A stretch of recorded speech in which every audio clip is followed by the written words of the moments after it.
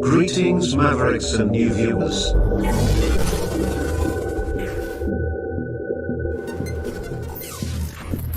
Tonight, direct and live from the Maverick News Network World Studios.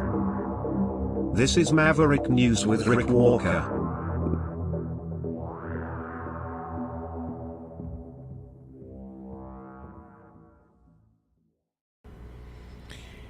He's at it again. Never a dull moment. Is it going to be 4 years of this? Today, Donald Trump proceeding with those tariffs against steel and aluminum, and now threatening 50% to 100% tariffs on cars and I think auto parts from Canada going into the United States.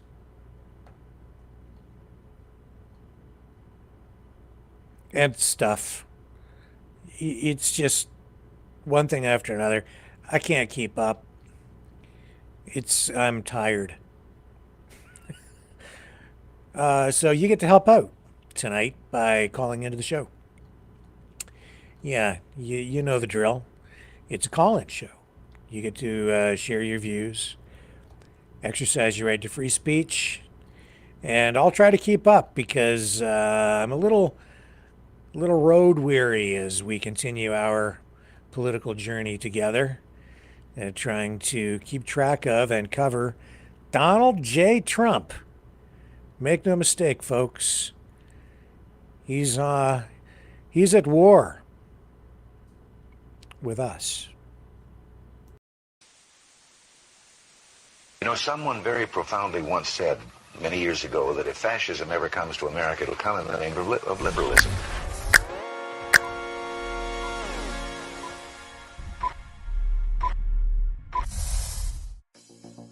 Well, I think it's time we ask ourselves if we still know the freedoms that were intended for us by the Founding Fathers.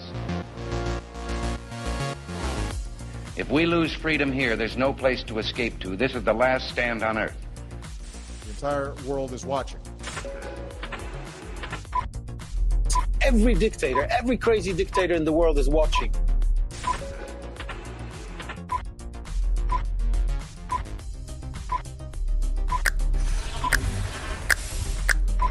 The world is watching. On TV. The entire world is watching. On social media. But the entire world is watching, and yes, they are seeing what we have apparently bravely been willing to say that others are thinking. Stand for freedom. Literally stand for freedom. Let's get this done. The entire world is watching. We're at war with the most dangerous enemy that has ever faced mankind in his long climb from the swamp to the stars. Maverick News. Maverick News. Maverick News. Let me have more control of my own destiny. The world is watching.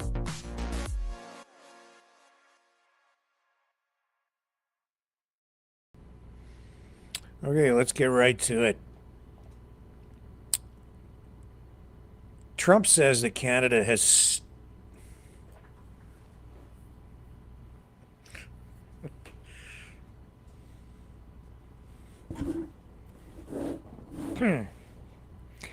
Let's try it again.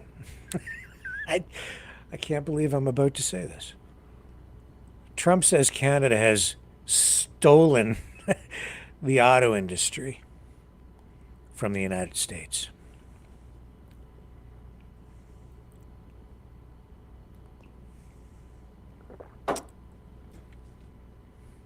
Grand theft auto industry.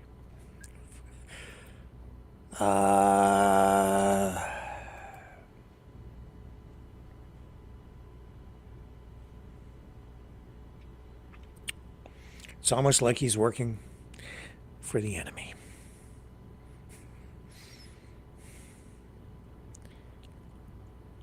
Here it is. Here's the clip.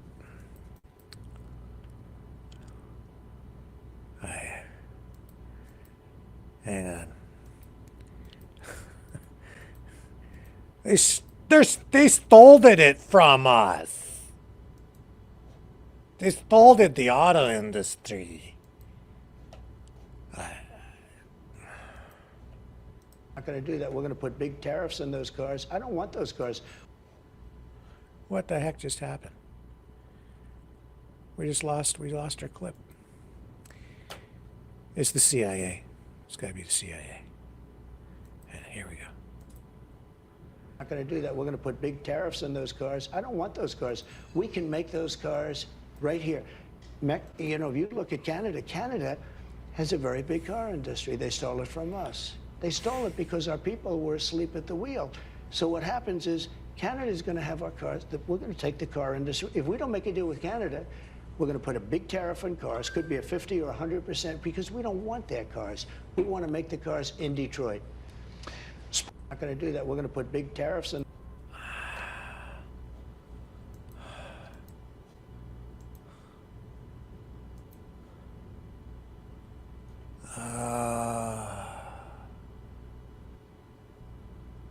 Always the victim.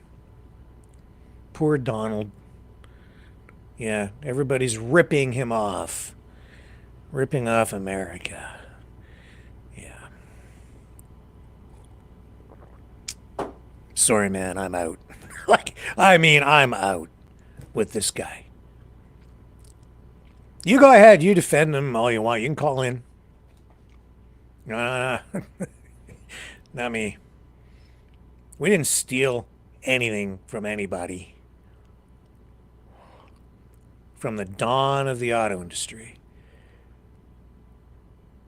Auto manufacturing has been something that has happened across the Canada-U.S. border. It's been a joint operation, mutually beneficial. Largely beneficial to Canada, very beneficial for us, but also for the United States. Henry Ford had operations from the very beginning in both Canada and the United States. And he used to come over from Detroit to visit Canada.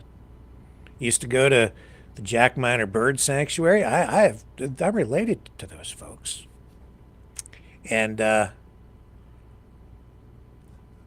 Model T manufacturing took place on both sides of the Detroit River. Canadian side, U.S. side. But we stole it. Oh my God. How many? Auto industry is well over a century old. And it's just a long, long, long, rich history of cooperation and mutual prosperity. This guy, he's like a bull in a china shop, only worse. A nuclear bull in a china shop. He's blowing everything up. That's why the CEO of Ford, Jim Farley, says that Trump is causing chaos in the auto industry. He says that Trump's 25% tariffs on steel and aluminum and this threat now of a potential 50 to 100% tariffs on the auto industry on the Canadian side. He says that it could be devastating to the auto industry. He says it could blow a hole in the U.S. industry like we've never seen. He's on his way to Washington, D.C. Here's a picture of Jim Farley, CEO of Ford. He's on his way to the Capitol to try to convince Trump and his team to rethink this.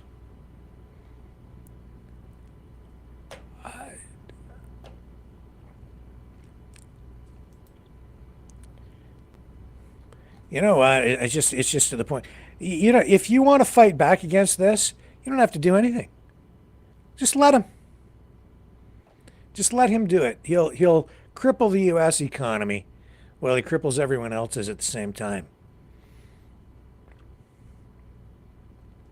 Americans are going to pay. You think he's telling people that this will enrich the United States and you won't even need to pay income tax. What a joke. What a freaking joke. That's okay. And people are, you know what? It's like people are afraid of him. They're afraid to criticize him. There's a mob mentality out there. I feel it. If you say anything against Donald Trump, you're going to be attacked. Even it doesn't matter what stupid thing he does, he gets defended. He's playing 7D chess. Just you're not allowed to criticize this guy. No, I will. I'm not afraid. This is going to inflict immeasurable pain on people. This is already disrupting the economies on both sides, especially in Canada. It's an assault on our country. He's at war. This is a declaration of war against Canada. And people are like, it's all our government's fault. No, it's him. Absolutely no reason for this. None. No justification. We didn't steal the auto industry.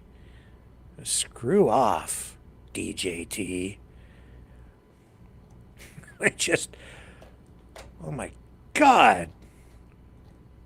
I swear to God. How much stupider can this get?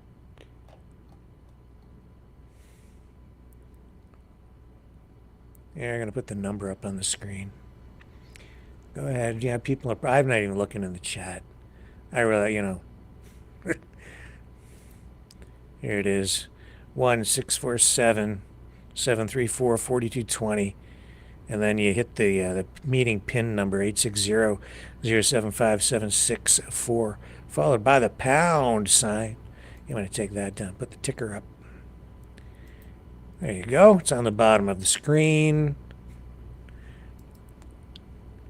Yeah. He's putting me in a bad mood, and I'm tired too.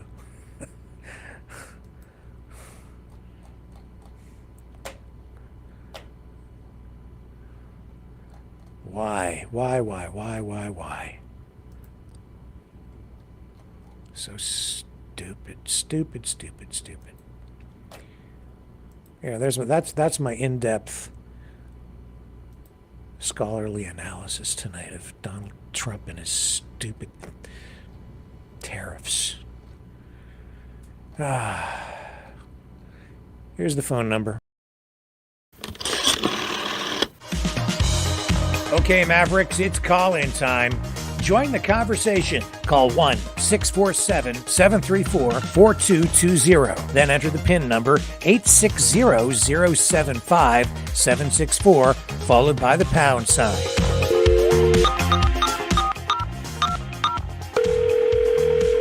Exercise your right to free speech. Call 1-647-734-4220. Then enter the PIN number 860-075-764, followed by the pound sign.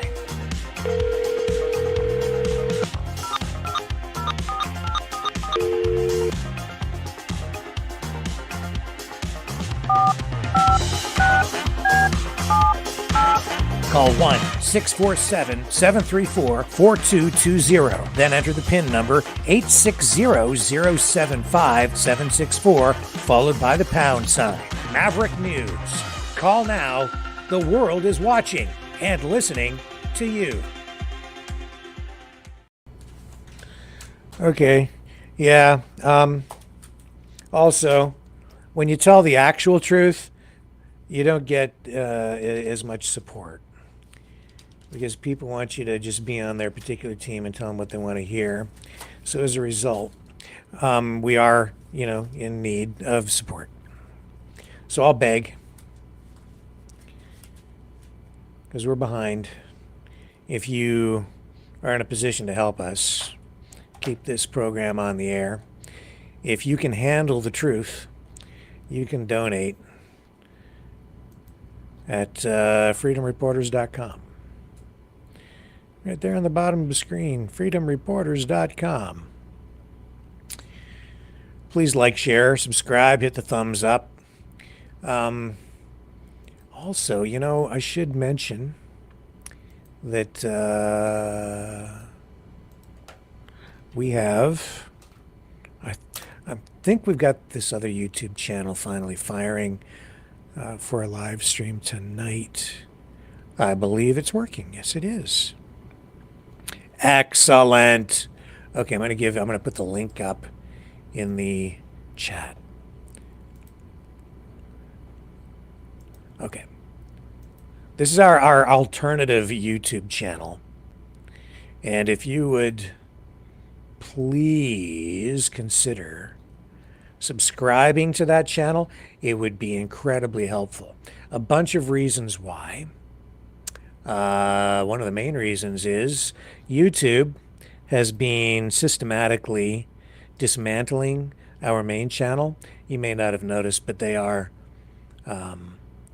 trimming off subscribers every day. It's not people just organically leaving. It is them playing games. Okay, there's the link to our alternative YouTube channel. I'd like to try to build that one up as insurance against this other channel because, well, Donald Trump says that he's fixing censorship. It's not true. Because we're still under pressure.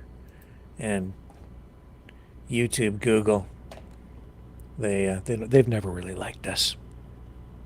They can't figure me out. Very few people can. And SW wants to know if I'm going to cover the Vince Neil plane crash. I can update that, I guess, tonight. We can do that. Trumpinator wants to know, why doesn't YouTube like me? I don't know. Maybe because they don't understand sometimes what we do here, what I do. And, or I don't know. I don't know, man. Ask them. Ask them. And if you get an answer, let me know, because when I've had problems, if you try to appeal anything on YouTube, they don't respond, or they just automatically overrule you and say, nope, no, that copyright strike or this community guideline strike it's valid. You lose. Yeah. So they've really hit us over the past few years. And anyway, well, I don't want to sit here and complain like Donald Trump, who is a great big whiny crybaby, always complaining about everything because everybody picking on him all the time. Canada stole it, the auto industry. What's stupid? It's just the stupid thing to say. Go ahead, call me. You take the opposite position if you want to. I don't care. Gang up on me. This is an assault on my country, and is really stupid. And there's no need. And he's actually doing damage to his own country. And people are going to blow up. Heads are going to blow up just because I put this guy on the screen. But right now, I would take this guy over Donald Trump. I would take Bozo the frickin' clown over Donald Trump and the way that he's been behaving. I mean, I'm serious. What a loser that guy is. Tariffs on Canadian steel and aluminum would be entirely unjustified. We are the U.S.'s closest ally. Our economies are integrated. Canadian steel and aluminum is used in a number of key American industries, whether it's defense, shipbuilding, manufacturing, energy, automotive. Together we make North America more competitive. We will be working with the American administration over the coming weeks to highlight the negative impacts on Americans and Canadians of these unacceptable tariffs. But we'll also be working with our international partners and friends. And if it comes to that, our response, of course, will be firm and clear. We will stand up for Canadian workers. We will stand up for Canadian industries. And more Canadians will stand up for each other. This is a moment of pride. This is a moment of pulling together. This is a moment for Canada to be solid in our identity, in our sovereignty, and in our presence for our friends and neighbors.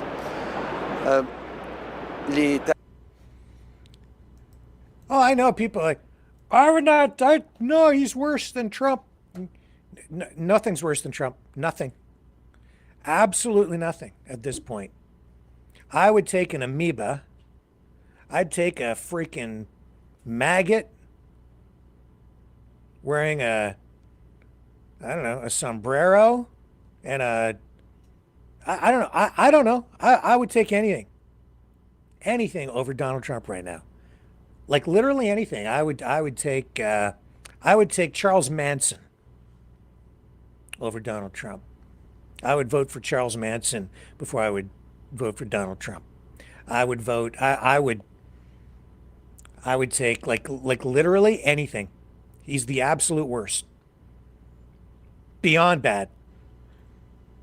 And I never thought I'd ever hear myself say that, because I thought he was okay.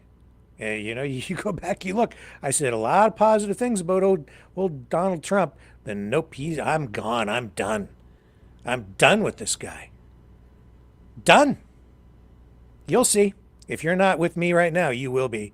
You wait and see. You wait. He's kicking you in the teeth, and you're asking for another one, please. He's kicking us all in the teeth. Not just Canadians. Everybody. Everybody's picking a fight with everybody. I would take. Those ugly dust mite things that are microscopic and they live in your bed, and they eat your dead skin, and I would take one of those over this guy.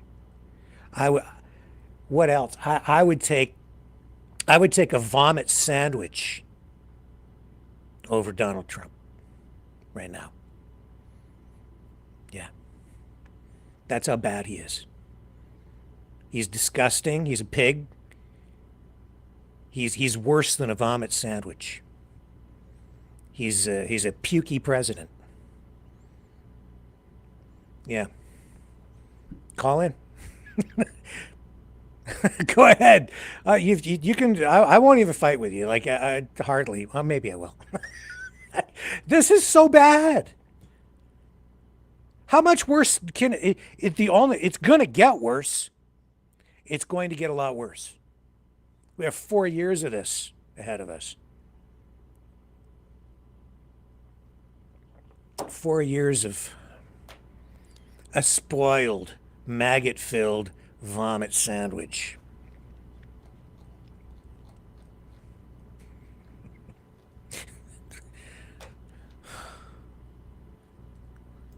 I mean, look at what he said today. What did he say today about Gaza? It got worse. I mean, this is not going to bring peace. Now he's not even going to buy Gaza. He's just going to take it. He's just going to take Gaza. Yeah. I have the whole thing up here, actually. So let me play you the longer version. I had the short clips, and I've got the whole exchange today. He met with the king of Jordan, and they had a little newser. Met with the media, and then he puked up these responses. Hang on, we've got somebody in the calling in, I believe.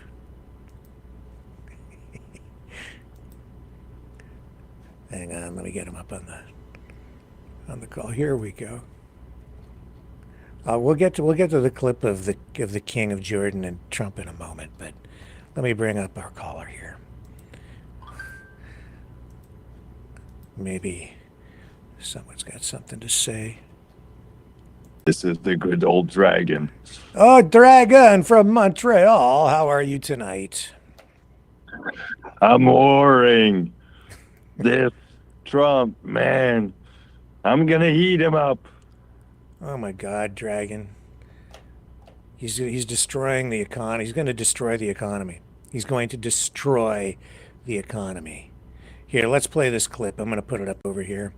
This is Trump, and I'm gonna work my way through this. So hang on a sec here. I'll bring it up over here with Dragon on the screen. I hate it when I have to do it this way, but we'll get her done. Hang on. Here it is. There it is. Okay. Are we ready? This gets confusing. Okay, here we go.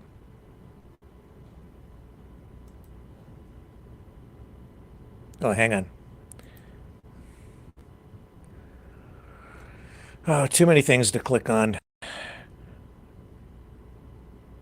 Hang on, I screwed this up. The call kind of took me out of the rhythm there. Hang on, here we go.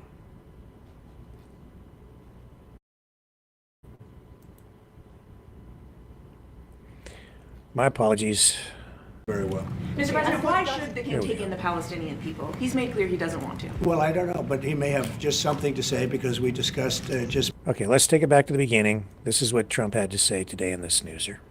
Mr. President, many people in the region, especially Jordan, are worried about the annexation of the West Bank. Will you give His Majesty the King guarantee that you won't allow Israel to annex the West Bank?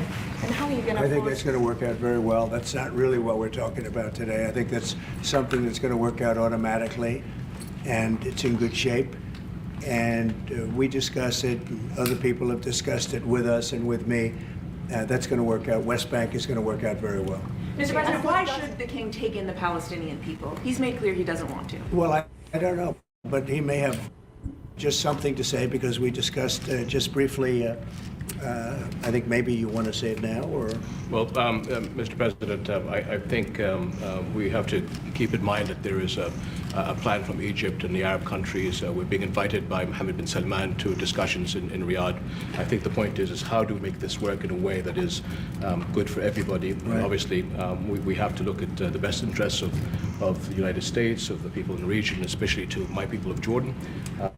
And we're going to have some interesting discussions today. I think one of the things that we can do right away is take 2,000 children that are either cancer children or in a very ill state to Jordan as quickly as possible, and then wait for, I think, the Egyptians to present their plan on how we can work with the president to work on the Gaza challenges. So I want to tell you that, excuse me, wait, just please.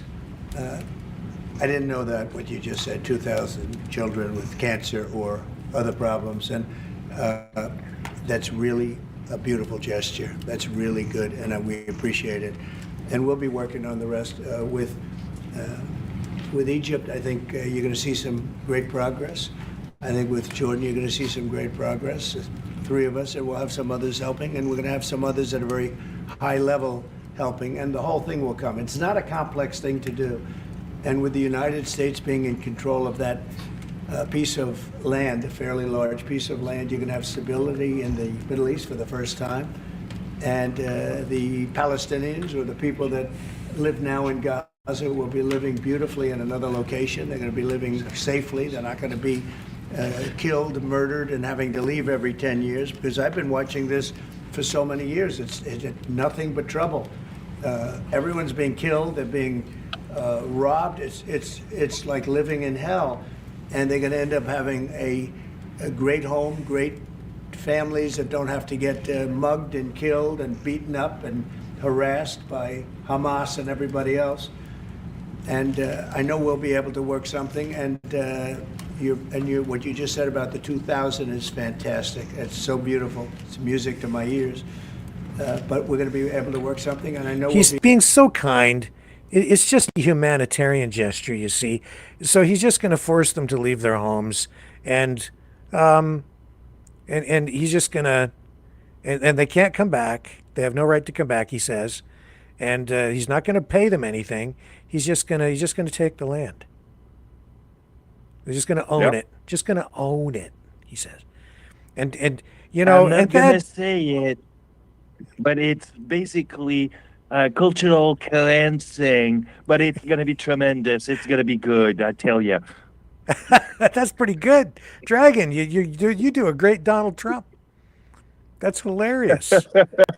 That's Donald Trump with just a hint of a French accent. I love it. It's so good. I was like, wait a minute, is Donald Trump here? That's hilarious. Oh my.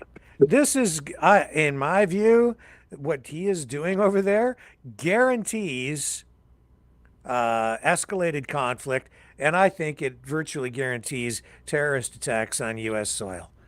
Thank you very much, Donald J. Trump. Oh my God, this is terrible. Oh my God, this is just, it's, let's go back to it. Be able to work something also with I believe, not 100%, but 99%, we're going to work out something with Egypt. But Mr. President, during your election campaign, Mr. President, how is the U.S. Yeah, he's given those guys an ultimatum too, right? It's like it's not really a request. It's like, you're going to do this or else. How is the U.S. going to own Gaza? Your White House has made clear taxpayer dollars won't be used for this. So what money are you going to use to buy Gaza? Well, we're not going to buy anything. We're going to have it, and we're going to keep it, and we're going to make sure that there's going to be peace, and there's not going to be any problem, and nobody's going to question it, and we're going to run it very properly, and eventually we're just gonna take it, and nobody's gonna question it. People already are questioning it. A lot of people are really upset about it, and yeah, it's going to be great, and there's going to be peace. Right? Okay. We'll have economic development at a very large scale, maybe the largest scale on that site, and we'll have lots of good things built there, including hotels and office buildings and housing and other things. He's just, yeah, we're just going to develop that land. That's what he's good at. That's true. That's what he's good at. He buys dilapidated, rundown properties, often that have been condemned, especially big buildings, and then he gets them for pennies on the dollar, and then renovates them and turns them into something that has some value, I guess, or at least that's sort of what he does. So he's going to just take the land, not give anything for it. He's just going to own it. The United States will just own it, and then he's going to get all his other developer buddies, real estate buddies from various places around the world, rich people, to come in there and just build hotels and turn the place into a resort. Yep. And we'll make that site into what it should be. And the people from Gaza who wouldn't be able to be there for years, because you're talking about just to get it and prepare it and to take care of all of the problems that currently it has, as you know, tunnels, and people are in those tunnels, and you have some good people and some bad people, and you may have hostages right now. You have the hostages possibly there. They don't know where they are. And I have a Saturday deadline, and I don't think they're going to make the deadline personally. I think they want to play tough guy, but we'll see how tough they are. Maybe they're upset because you've decided to just take Gaza. Maybe if you hadn't said those things while you were waiting for the hostages to be released, if you hadn't said it in that way, maybe they wouldn't have gotten so upset that they decided to tell you to go F yourself, and we're not going to release the hostages. Now, I'm all for the hostages being released, and I'm even largely in favor of giving them a deadline, which is something that should have been done from the very beginning, because I don't like seeing human beings taken hostage. But this guy should watch his freaking mouth. The problem with the hostage release, in my view, was made a whole lot worse when he came out and said that the United States was just going to take over Gaza. Dragon? Oh, totally. I mean, I totally agree with you. And I mean, what he's doing is basically, like I said, it's cultural cleansing. It's basically taking over a land for the resources, I believe. That's my opinion. Or whatever. But or to build hotels. And I mean, look, you're just replacing people that have lived there forever. I mean, how can I I mean, I cannot compute this part. You know, it's like we're going to take that, no question asked. It's going to be tremendous. Everyone's going to be happy. Yeah, right. Yeah, people are already not happy. Regardless of, how you view the history, I'm just saying that the way he's doing this, it's guaranteed to bring more conflict over the long term. But it's going to be a wonderful thing. It's going to be wonderful for the Middle East. I think it'll turn the Middle East. I think you're going to have peace in the Middle East. You're going to eventually have peace in the Middle East. Couldn't this deadline risk undermining the talks that you're having with the king today, and risk the kind of wider peace that you're trying to? Because we're not talking about a big situation. We're talking about something that can go very quickly. We're talking about it's going to go quickly. It's not going to take a long time. Okay, that's not going to take a long time. You know bullies. You know what a bully is, right? You know the bully. I've always, and I found it throughout my life. A bully is the weakest person, and they're bullies. Right. Hamas is bullies. The weakest people are bullies. You know that, right? All right, go ahead. Mr. President, you were saying that Palestinians will live somewhere else safe. Where exactly do you want them to live? Well, it's not where I want them to live. It's going to be where we ultimately choose as a group. And I believe we'll have a parcel of land in Jordan. I believe we'll have a parcel of land in Egypt. We may have someplace else. But I think when we finish our talks, we'll have a place where they're going to live very happily and very safely. And, don't forget, they only want to be on the Gaza Strip because they don't know anything else. They've never had an alternative. And they don't want to be on the Gaza Strip, but they have no choice. They have to be. And they're being killed there at levels that nobody's ever seen. No place in the world is as dangerous as the Gaza Strip. They don't want to be there. They have no alternative. When they have an alternative, not one person will want to stay where they are. Nobody wants to stay there. They're living in hell. It's a death trap. Mr. President, how do you know that the Palestinians don't want to leave their land? Some people say this is ethnic cleansing. You won't be able to force them to leave their land. We're moving them to a beautiful location where they have new homes, where they can live safely, where they'll have doctors and medical and all of those things. And I think it's going to be great. Yeah, any questions? King Abdullah, what do you think? Go ahead, Dragon. Did you see how he just turned back that reporter when she asked about how do you think it is to be cultural cleansing? He goes like, no, everyone's going to be happy, blah, blah. And he goes like, real quick, like, other question. It's like, yeah, you know what's going on, bro. And you're just, no, not even, yeah. This guy's not paying attention at all. He's just listening to what he wants. It's just, oh man. I mean, Trump is going to put us in a very, very, very bad position. And if we become part of the U.S. like he really wants to, and we're one of the 55th state, whatever, I mean, dude, we're going to be like one of the first target when shit gonna hit the fan. Here's another angle on the clips today. Just take a note of Marco Rubio in this clip. Look at his body language and look at the way he takes a very, very deep breath. Just after this clip starts to roll. It is true. You can tell. I just pick up that it looks to me like Rubio is very, very uncomfortable. I really think we're making some very good progress. Mr. President, you've said before that the U.S. would buy Gaza, and today you just said we're not going to buy Gaza. We're not going to have to buy. Yeah, you better keep your mouth shut there. Gaza, we don't have to buy. There's nothing to buy. We will have Gaza. What is that? No reason to buy. There is nothing to buy. It's Gaza. It's a war-torn area. We're going to take it. We're going to hold it. We're going to cherish it. We're going to get it going eventually where a lot of jobs are going to be created for the people in the Middle East. It's going to be for the people in the Middle East, but I think it can be a diamond. It can be an absolute, a tremendous asset for the Middle East.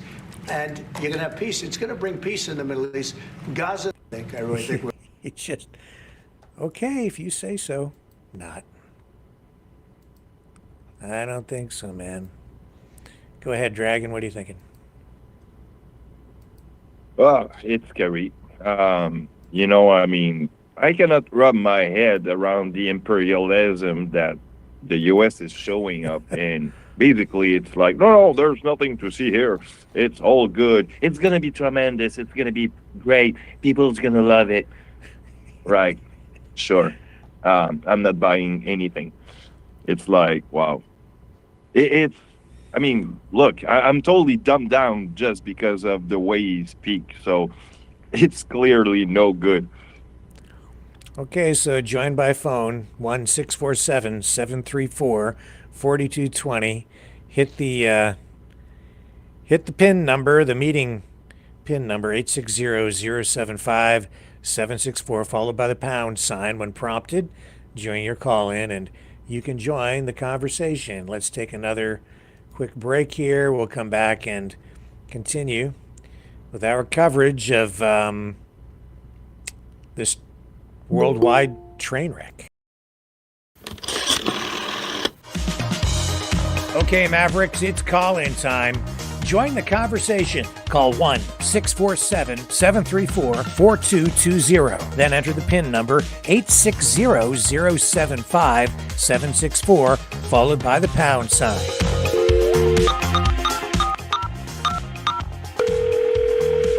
Exercise your right to free speech.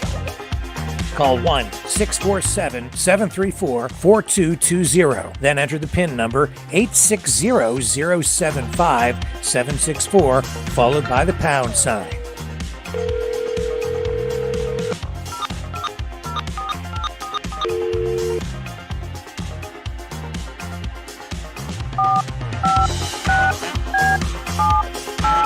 Call 1-647-734-4220. Then enter the PIN number 860-075-764, followed by the pound sign.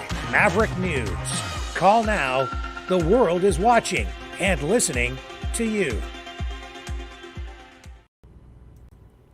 Okay, we're back, and John is on the line. Where are you calling from, John? Toronto. Toronto. Go ahead. The floor is yours. Get the snowshoes on. We're gonna get whacked tonight, tomorrow. Don't worry about Trump. He's drunk on power right now. No kidding. What gives you that impression? The whole world's impression? against him, so don't worry about it.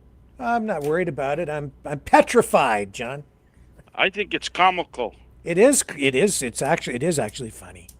You're right about that. Everyone's against him. People are joining the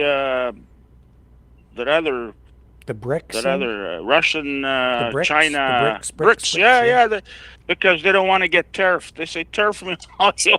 I know this is. It's like, I mean, you were always saying, oh, the U.S. economy is doomed, and I'm like, oh, it's not as bad as yours. Now it's that bad. He's doing it. He's killing the economy. I was watching Hamas today. They're dancing and they're telling Trump, "Bring it on, bring it on." I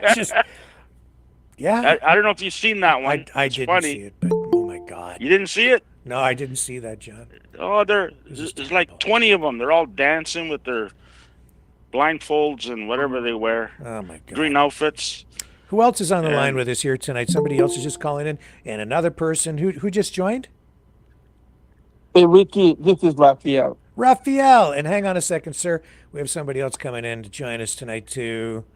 Who else is on the line? Go ahead. Yeah, I just wondered if all these leaders and that, but I'd seen a interview with a fellow named Sam Cooper today on ITM Trading, or I don't know what her name was, but he went on. He's a independent journalist or investigative reporter. Says for the last 10 years that, again, there's something in regards to Asian gangs and BC being inundated, on and on. So I just wondered if anybody was familiar, or you were familiar with the interview I know what he talks about. I'm aware. I don't know if I've seen that specific interview, but I know what he talks about, and China. He's on about China a lot. Yeah. Well, I mean, China has a pretty big influence on what's. I mean, like I said, I'm not one-sided by any means. That's this. My hometown is in BC, so. But like I said, I just I can't imagine.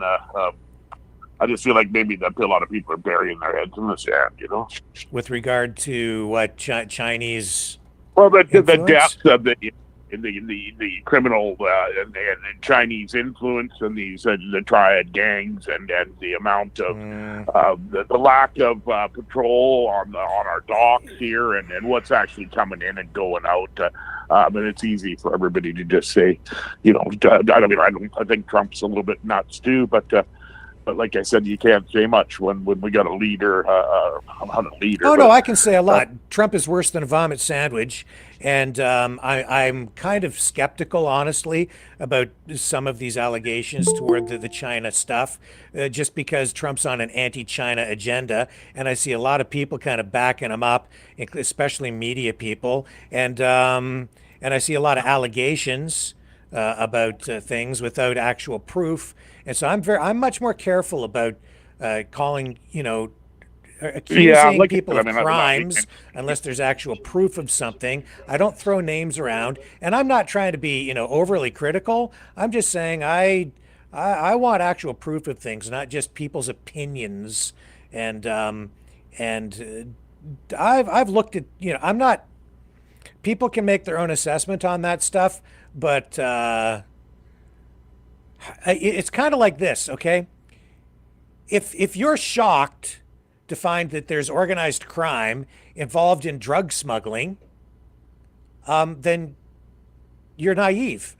It reminds me of that scene in Casablanca when the what's the character's name? He's standing in the illegal casino gambling thing, and he goes, "I'm shocked to find that there's gambling going on in here."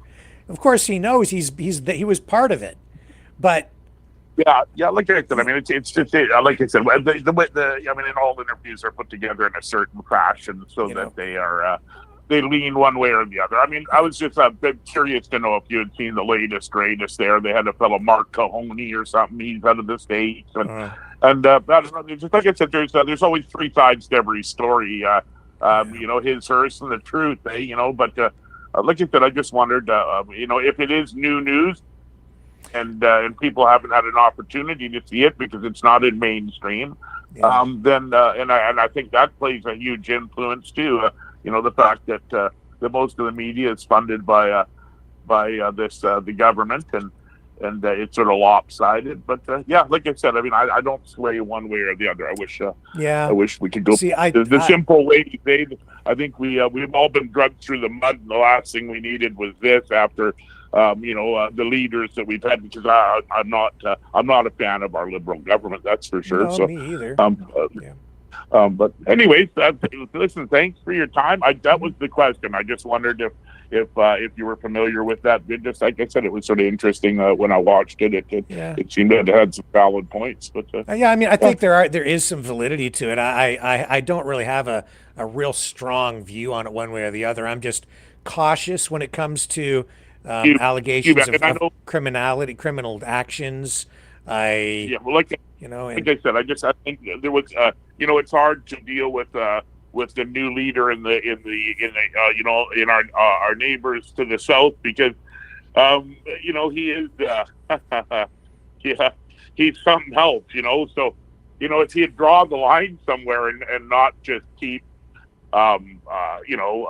just consistently overstepping his boundaries would make him would make it a little easier to deal with, or a little easier for, when you take somebody who's already unlikable and then, make him with his, like I said, overstepping boundaries and his big attitude and his, the way he likes the glitz and glamour, and it just makes him impossible to like. So, anyways, listen, thanks for your time. I appreciate it.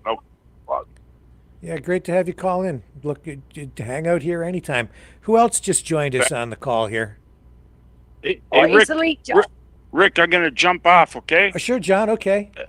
Monday at 6:30 is the premier debate. If you're interested. Oh, for Ontario. Okay, cool. And don't worry, Polyev. He's gonna eat Trump. Trump will work better with Polyev. Okay. I hope so, John. I hope so. Have a good night. Okay. Bye. See ya. Sorry, is that Alicia? Yep. And we'll come over to you in a moment, Raphael. So hang in there, my man. Go ahead, Alicia. Okay. Yeah, go ahead. I'm with you. I'm shocked. Yeah. I have no idea where Trump's coming from. But as far as Gaza, he wants that natural gas that's on the coastline. Could be. Could be. And the Americans won't go and drill for it because of all the upset. So that's why Trump's going to take the country. Yeah, well, he's just going around taking up everything that he wants. I'm going to take this. I'm going to take that. I'm going to take Greenland. I'm going to take, what else? I'm going to take Canada. I'm going to take Panama back. If you don't give it to me, I'm going to send the military in. And then, Dragon, we need you, man. Tell us how he's not going to send troops, boots on the ground into Gaza, but the United States is going to take it anyway. But at the same time, well, you go ahead and say that, and give us your Trump impression again. Well, I think I'm just going to send some missile or something, and we'll see. They'll probably like that. Yeah, and there'll be hell to pay, or it'll be hell on earth, or whatever he said this Saturday if they don't release the hostages. But go ahead, Raphael.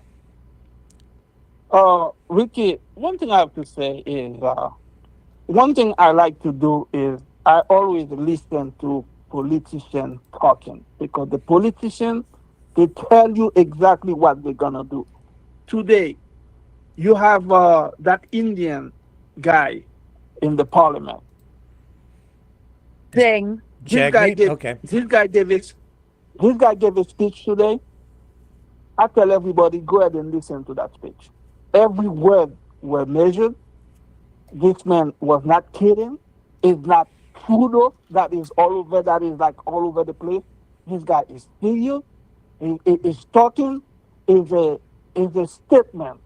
And I want people, Canadian people, you should listen to that speech today. He's talking to Trump and he's not joking around. And the words are serious words.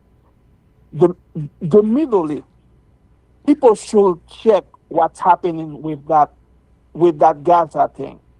That means politicians, they don't make noise when they're gonna do serious things. Tomorrow, all the Arab countries, they're gonna meet in Egypt and they're gonna talk. Nobody is playing around. Today, the king of Jordan, he told Trump in his face, we're not doing this. And Ben Salah, the Saudi prince, he told Trump, we're not doing this. President Xi gave a speech himself to tell Trump it's not happening. Putin told him it's not happening. And Putin went one another way. He delivered two of his latest airplanes. He gave them to Iran, and Iran came and fly them around Israel. So those people are serious. I mean, I want people to understand the world. They take this man. When Trudeau had a meeting with all his businessmen, when a prime minister met all his businessmen and told them, this man is not playing. You need to take him seriously. Mm-hmm. I am telling you, Canada is a very rich country. This is a G7 country. They're not gonna let a lowlife, they're not gonna let a 35-time convicted, somebody that could not come across the Canadian border if he was not president. Trump could not travel to Canada if he was the president, because they don't accept people who are convicted to come. So I'm telling you, everybody in the world, they take that thing seriously. I live in America. I'm an American. I serve in the military, but also I am a man of earth. I respect people. I don't like stupidity. Trump is stupidity, and I want everybody to know the rest of the world, they are working right now to find a way to counteract and stop that madman. I'm telling you. Yeah. I hate, it pains me to be sitting here saying these things tonight. I never thought I'd be sitting here talking like this, but this is like so destructive. Who else just joined us on the line? Yeah, it's me, John. Oh, hey, yeah. I wanted to say that I called in the other day. I was talking about Trudeau and his lies about the Catholic Church in Canada, about the resident schools, and that how all those churches of Catholic churches in Canada are being attacked since then, being burnt to the ground. There's hundreds, if not thousands, of them, and it's going unreported. Not thousands, but okay. I'd say it's thousands. I've been seeing that story for a long time now. It's going unreported and it's being ignored. Anyway, what I didn't know when I called in the other day is just this past Sunday in Winnipeg, I'm reading off of X. There's a very good channel called Catholic Arena, and he says a priest narrowly escaped being martyred during Mass in Winnipeg, Canada, this past Sunday after being chased with a knife by a thug. And there's video of it. He's right there. He goes after the priest with a knife. And luckily the priest runs away, and I guess a ricazza or something. They got him right away. But this is a result of Trudeau and the corrupt oligarchs in Canada lying about the Catholic Church. They claim that the Catholic Church killed hundreds of kids, committed all these abuses. It was a lie. There was no truth to it. And this is the result. And we've already been down that path, and if you want to, just if people want to just pursue their own agenda, then go get your own YouTube channel. All right, I've given the floor to this person. We've already had this conversation, and we're talking about other stuff tonight. So I don't even remember who's still on the line. Dragon, and is it still Raphael or Alicia? Alicia. I'm going to throw it back over to you. I'm sorry, John. You're welcome to call in, but first of all, I'm going to call you out if you're not accurate on things, and I'm aware of it because I want to try to get people as close to the truth as possible. That means being accurate, providing as much proper context and perspective as possible. It also means not, focusing overly on a particular issue over time, and just not letting people take control of the channel to spew with their own personal agendas. So back over to you, Alicia. Any thoughts? You don't have to talk about that. You can talk about something else. Yeah, I'm still trying to figure out Trump. I have no idea what's going through his head. Like he's totally flipped. Mm-hmm. Yeah, he's out of control. Because he has control. He's going to fire pretty well all the FBI because apparently they're down in someplace today. They got a tip from FBI that ICE was going to be in town. And so they're really investigating the FBI now. Yeah. Is there that so much corruption that Trump is just, I don't know. I think he's working too hard. I think he better step back or he's going to have a nervous breakdown. He's going to give me a nervous breakdown just with everything he's doing, because he's destroying everything, man. Here's this is from the White House today. Here's Elon Musk, and he brought little X with him to the White House. I guess it was bring your kid to work day today, like it is every day or whatever. And so there's Elon with his baseball cap and his jacket, and I don't know what's on his T-shirt, but let's listen to this. So the at a high level, if you say what is the goal of Doge, and I think a significant part of the presidency is to restore democracy. This may seem like, well, are we in a democracy? Well, if you don't have a feedback loop, FKX, we would have to, if you it's all right. So, I tell you, gravitas can be difficult sometimes. If there's not a good feedback loop from the people to the government, and if you have rule of the bureaucrat, or if the bureaucracy is in charge, and then what meaning does democracy actually have? If the people cannot vote and have their will be decided by their elected representatives in the form of the president and the Senate and the House, then we don't live in a democracy. We live in a bureaucracy. So it's incredibly important that we close that feedback loop, we fix that feedback loop, and that the public's elected representatives, the president, the House, and the Senate, decide what happens, as opposed to a large unelected bureaucracy.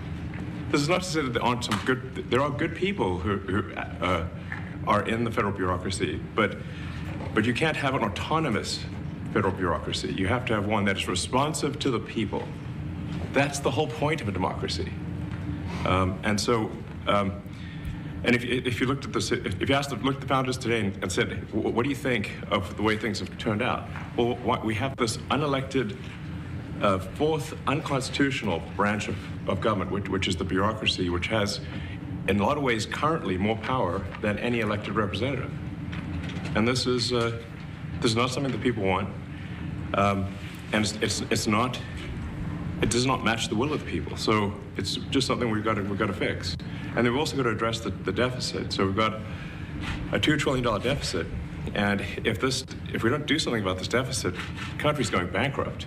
I mean, it's really astounding that the interest payments alone on the national debt exceed the Defense Department budget, which is shocking, because we spend a lot of money on defense. But if that just keeps going, we're essentially going to bankrupt the country. So what I really want to say is, like, it's not optional for us to reduce the federal expenses. It's essential. It's essential for America to remain solvent as a country, and it's essential for America to have the resources necessary to provide things to its citizens and not simply be servicing vast amounts of debt. Okay, so I'm going to comment first. There is some real uncomfortable truth in there, but he's not really revealing the whole truth. First of all, with regard to the bureaucracy and democracy issue, it's true that the people should have their elected officials empowered to go forth with the agenda or the mandate that they have been afforded after being elected to office by the people. However, in a true democracy, however the president or any politician or government proceeds after being elected, how they proceed is important, because previous governments and other arms of the government, which are still also in power and share some degree of power, even with the president, also have a say, and they also were and have been elected by the people, other people perhaps on the other side of the political aisle. But nevertheless, they also were elected, and these programs with budgets that were approved by all aspects of government are in place. And so it's not proper for a president to simply go in and appoint an unelected administrator, because that's what Elon Musk is. He is the bureaucracy. He he is a hired gun. He is President Trump's bureaucrat. He's not an elected official. He's just a bureaucrat saying that you can't have an unaccountable bureaucracy acting autonomously. But what he is doing is he's acting as an autonomous extension of the president's power. All his power comes from being hired by Donald Trump, who created a whole new layer of bureaucracy in the Department of Government Efficiency. DOGE is bureaucracy. And then he's arbitrarily given that bureaucratic institution, DOGE, domain and authority over other levels of bureaucracy, so that he can then go in there and just start to hack and slash and lay people off, dismissing people, firing people without cause, just because they don't like the politics surrounding particular programs that have been approved by other levels of government, not bureaucracy, but by elected officials who approved budgets for those programs. Whether you like them or not, they are there. And if you want to dismantle them, there's a procedure to follow that is lawful. And you can still do that, but you need to do it lawfully and constitutionally. But that's not really what's going on here. Trump is basically shredding the Constitution, giving carte blanche, almost unlimited power to Elon Musk, checked only by the courts, who are pushing back in some cases because the elected officials have to go to court to stop this guy from going in and cutting and hacking and slashing and burning. And I get all of that, and I understand the urgency of it. And that's also because the uncomfortable truth that is not really being articulated here is that the United States is a huge military superpower that has basically been paying for its military with a giant freaking credit card. And when you do something like that, the economy, it becomes based on the military, which is what I've been saying for a long time. Yes, they have the world reserve currency, which is tied or pegged to the value of oil as a commodity, and the value of the dollar depends on the value of oil, and it also means that by having Saudi Arabia require the purchase of oil in US dollars, it creates demand for the dollar to keep the value of the dollar propped up. And so there is historical precedent to look at with regard to economies that are based on the military, because the military is actually what underpins the value of the American dollar, because in exchange for that requirement from Saudi Arabia to have other countries buy oil with US dollars, the US has been providing military security for Saudi Arabia and also for other countries in the Middle East. And then beyond that, the US has also been providing since World War II, because it was the sole nuclear power initially, and then the one of only two for a long time, nuclear power and powers in the world, and to prevent the proliferation of nuclear weapons around the globe, the United States basically became the world's policeman, going to protecting everybody. It was their job. And that's worked out, sort of okay, except when they've abused power. But the point is that it's the requirement of other countries to buy NATO integrated weaponry from the United States. It's the military-industrial complex. It's because the economy is dependent on the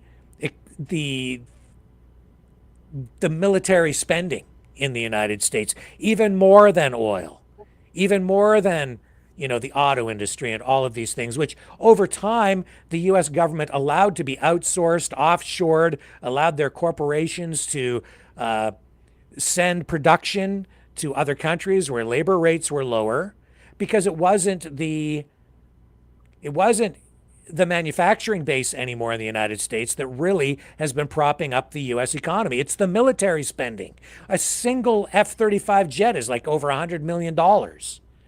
So if you can sell a bunch of those around the world, that you're making money hand over fist, but it's very concentrated kind of wealth that's generated. You have a whole different economic dynamic in place. And you can go back and look at Germany under the Nazis before World War II, and that's how they built up their economy, which a lot of people don't fully understand. It's that military spending results in economic expansion. It is actually good for the economy because it creates a lot of jobs. But the German government, they did that with something called MIFO bills. That's how they financed it. It was like a financing scheme that they basically came up with in order to come up with the capital in order to build the weaponry so that they became this, at the time, the equivalent of a superpower. But when you have all that weaponry, at some point you have to pay for the debt because the laws of economics come into play. And so how do you end up having to do that? Well, that means more military expansion ultimately, or you have to increase your productive capacity in other ways. But when you have an economy that depends on the sale of F-35 jets at $100 million a pop, you don't sell a lot of those. You have to keep it going. That's why sometimes, yes, there are wars, I think, that are fought on a profit motive.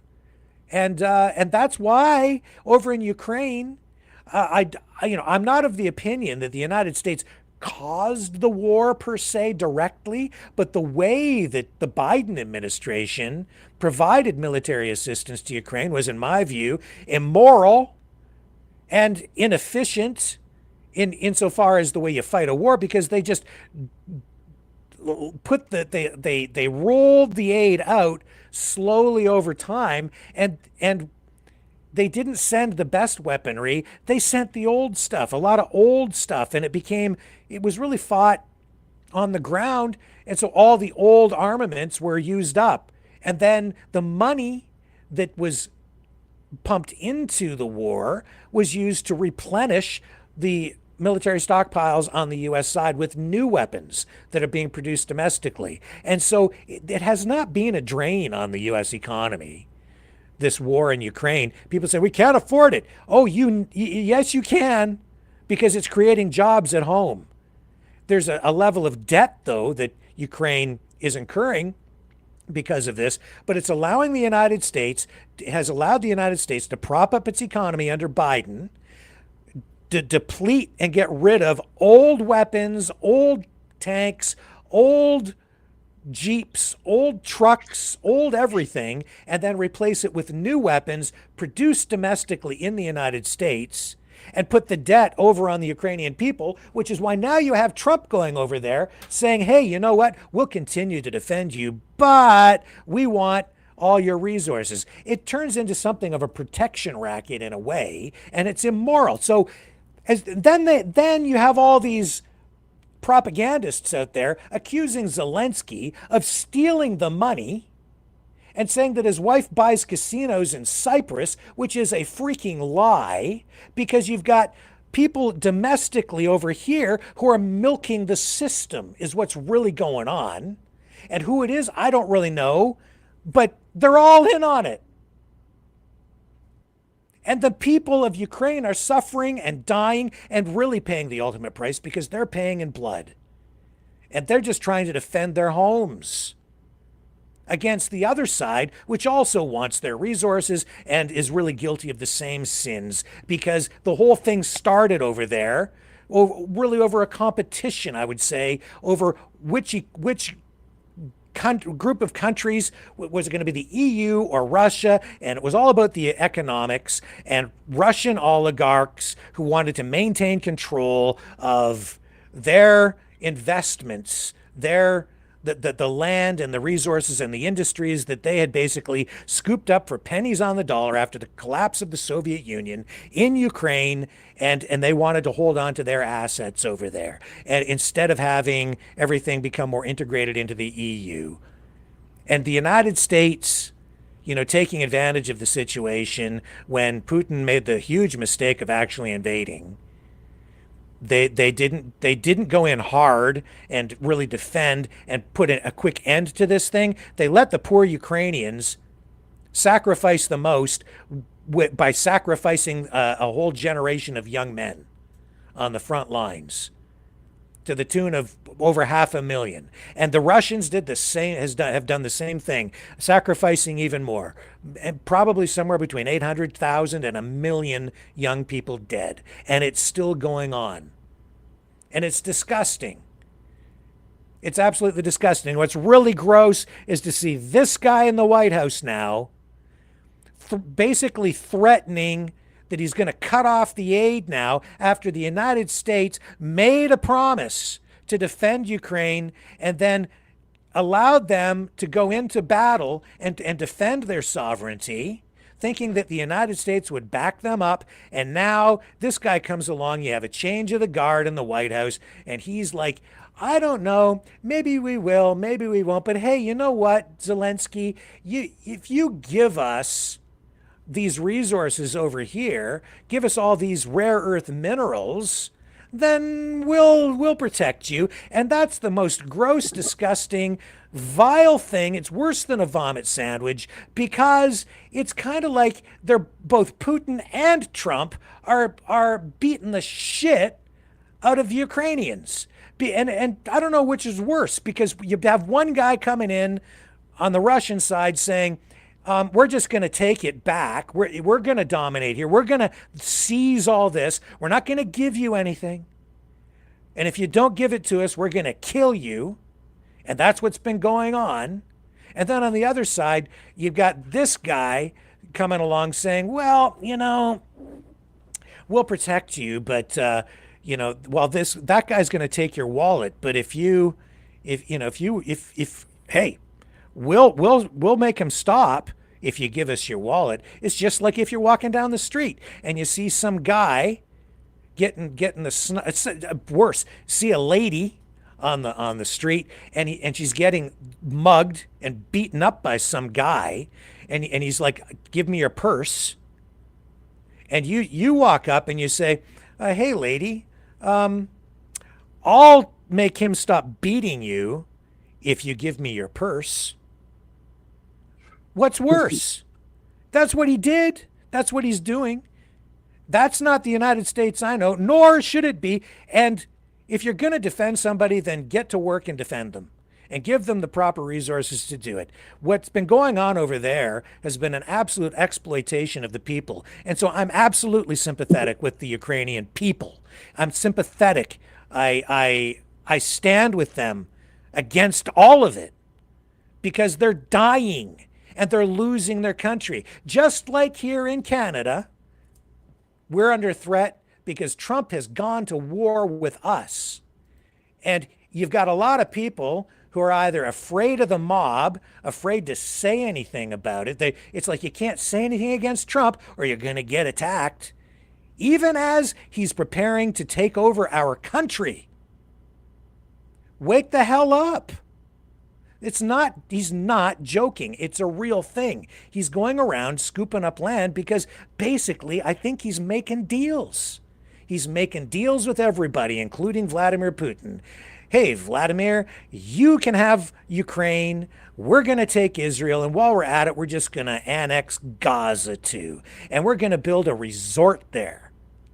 And we're going to take Canada and Greenland. And we're probably going to invade Mexico. And we're going to use this justification of Mexican drug cartels. We're going to just classify them as terrorist organizations so that under international law and any treaties that we have with Mexico, we can justify going in there with military force if we want and bomb the snot out of Mexico.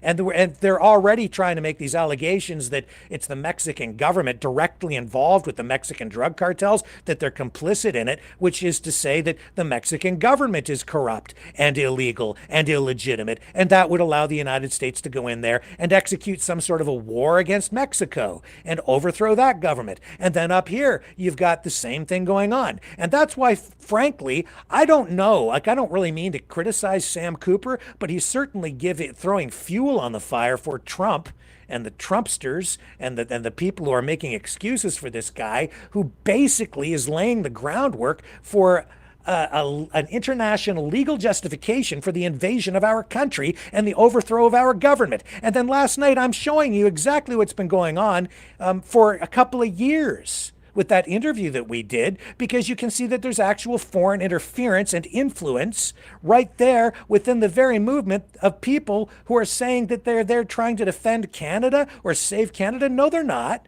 That core little group of people, they were there to overthrow our goddamn government, and they're still out there trying to do it. And that's because of foreign influence, either witting or unwittingly. And now you see this guy using economic force. Even just the verbiage that he's using is a form of warfare against us. It's economic warfare just by talking about it, because it's undermining the integrity of our economy, by undermining confidence in our economy. Nobody wants to invest in Canada right now because the very future of our country is in peril, because this guy is just talking the way that he's talking. Who's going to invest in Canada? If in the auto industry here in Canada, even for a parts plant or whatever, if they're not sure that they're even going to be able to sell into the biggest market south of the border, which has always been a market since the dawn of the auto industry. This is ridiculous. I've just had it with this guy. Absolutely had it. And then people are calling in saying, certain people from the United States who really don't understand what Canada is all about, who are now convinced because of this guy that Canada is just some corrupt country, that we have corrupt politicians who just allow the Chinese to come in here and own everything, which is not true. And they're complicit and participating in the drug trade because the liberal government, because he hates liberals, so it's just, and they can just be the whipping post for everything. So it's like, yeah, the government is really in on all the drug trafficking. I'm sure there's corruption, as there is in the United States and in every other country around the world. And so, yeah, these problems are present, but I wouldn't say they're any worse here than they are anyplace else. And we are not the big drug threat to the United States that Trump is making us out to be. That the border is not the problem for the United States. The border is the problem for Canada, because the drugs are flowing from the US into Canada. The guns, the weapons are flowing from the United States into Canada illegally. And all those illegal guns, those are not registered guns to law-abiding firearms owners or hunters and sport shooters in Canada. Those are illegal weapons that are coming up here to go to gangs, organized crime, criminals, and they're all coming from the U.S. That's a problem for us, that border. And so, yeah, we should secure the border to protect us from the United States, to protect us from Donald Trump. Not the other way around. He's got it upside down, but he's convincing people because of his giant psyop and whatever it is that he does to convince people that he can do no wrong. You can't criticize the guy. So this is, and here's the thing too. This channel is suffering because I'm telling too much damn truth. And I'm not just a clickbait operation here. And I don't just sit here and suck up to some politician when they're acting improperly, when they're actually going to war with us, because that's what this is. And it's wrong, and I will not be silent. I will not comply, and I won't shut the hell up.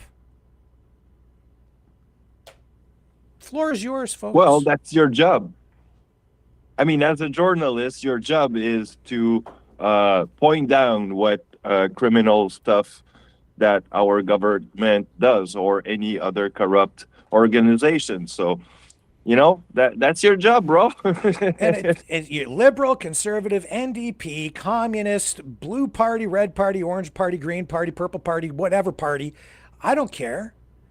You do something good, and that's fine. You do something that's destructive and harmful to people, then I'm going to call that out. I'm here to serve the public. That's what journalists do. I'm not here to suck up to politicians and pick a team and just say things that people want to hear. Like And that's what's going on online. People, most other streamers, you pick a team. I'm on team conservative or I'm on team whatever. And then you just hammer on the other politician and you make a living out of, I don't know, just doing I hate Trudeau videos or whatever, right? But we have to do something. There's no future in that ultimately in the long run. And I can't sleep with myself at night. I have to do what's right, and that's not really serving people properly. Yeah. But I mean, in all that rant that you went on, and I want just to point out so many unconstitutional things that Trump does, and that's not counting also UN and other international laws that he's basically infringing.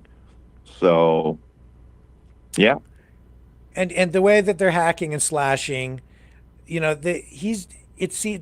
not constitutional to just hire a guy and then go in there and say, all right, this program's gone, that program's gone, when they've been approved, when the budgets have been approved prior.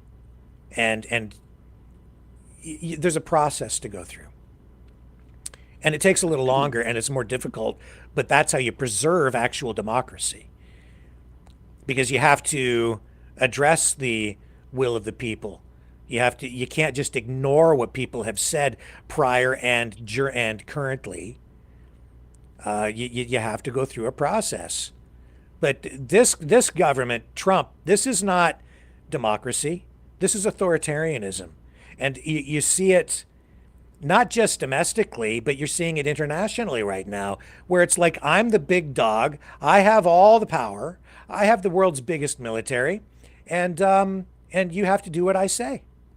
And if you don't, I'm going to use my economy. I'm going to use I'm going to hold an economic gun to your head.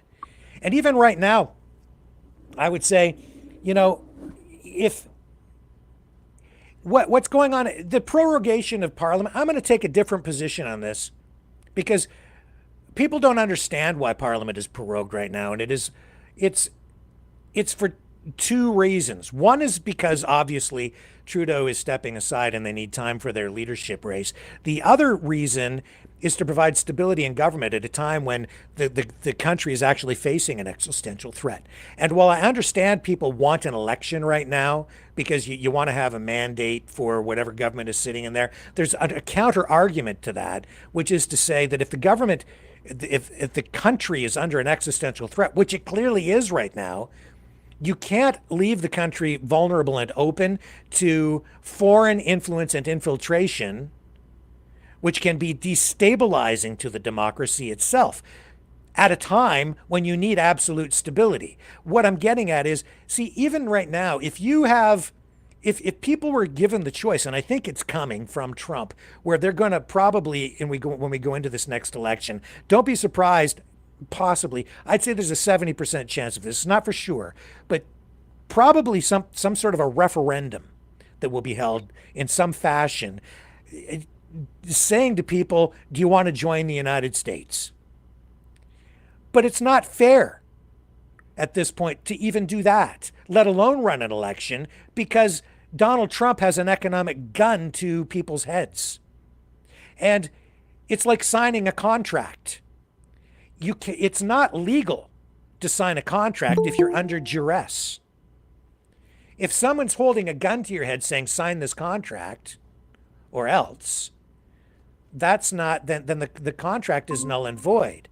If you have an election or even a referendum on a question like, do you want to join the United States? If you're being asked if you want to join the United States, while the president of the United States is holding an economic gun to your head, saying if you don't join the United States, then we are going to tariff you. We're going to take your whole auto industry. We're going to tariff your oil industry.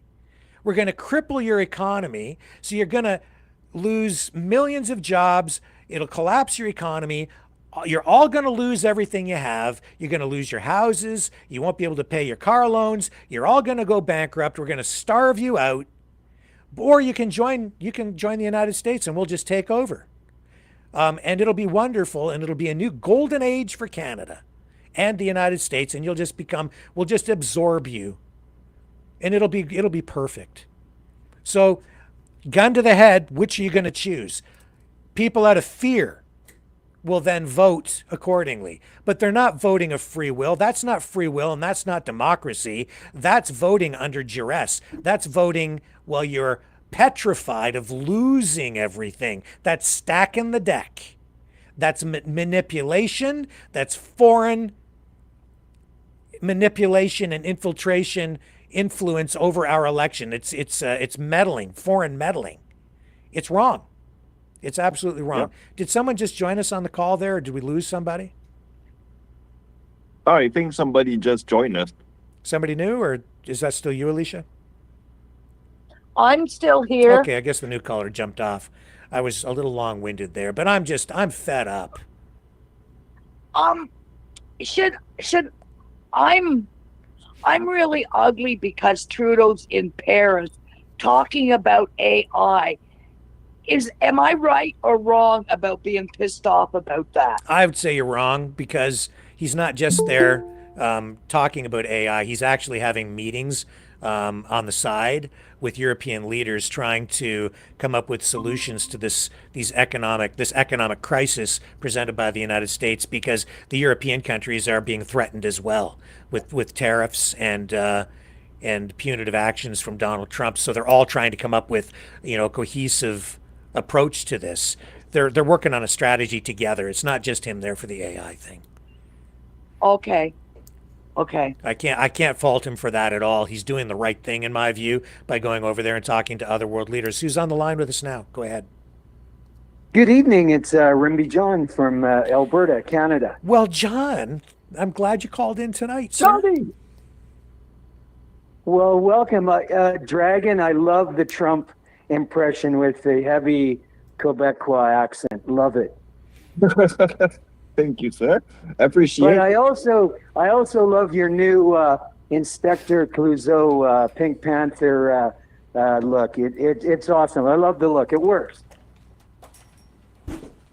Yeah, well, I got many good words about that. So, yeah, I mean, we will thanks one of my neighbor who gave me that beautiful hat. So, yeah. Well, guys, just a little bit of a comment from Alberta. I think this has been coming for a long time, people. We've had no cross-provincial trade with one another. Alberta has done nothing but share our billions in oil resources. And I think, Trump has taken full advantage of that with no leadership in the country. What do you think, Rick?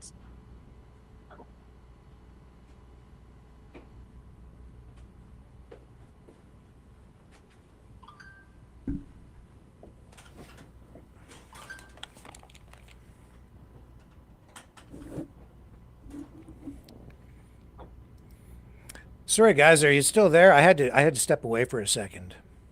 You were muted. I don't know. What do you think about that, Rick? I wasn't listening, John. I had to step away from my station here for just a moment. No, I just said, Dragon, you there? And the other lady is still there? Yeah, I'm still here, John. Yeah. You're all there. So Dragon, what you call a distinct society, Dragon? It's called the sovereign province of Alberta with oil money, and we funded your distinct society in Quebec for 40 years now. And I look at the news reports again today, and your Premier of Quebec is still blocking an east, a west-east pipeline. I'm just astonished. I mean, Quebec has always been, and no disrespect to anybody, it's always been Team Quebec, Team Quebec, Team Quebec. Screw the West, take my dirty oil check and cash it, and keep your distinct society going. Well, I funded your distinct society for 40 years now. And now all of a sudden you need Alberta again. And now all of a sudden it's Team Canada now. Well, it doesn't work for a lot of people in Alberta. And Trump has really opened up some wounds that are still there from like the National Energy Program in the 80s and 90s. And it's clearly still there. I think that's part of the plan. Well, if John, I can I heard today answer that real the quick. premier of Quebec is kind of changing his mind on the pipeline.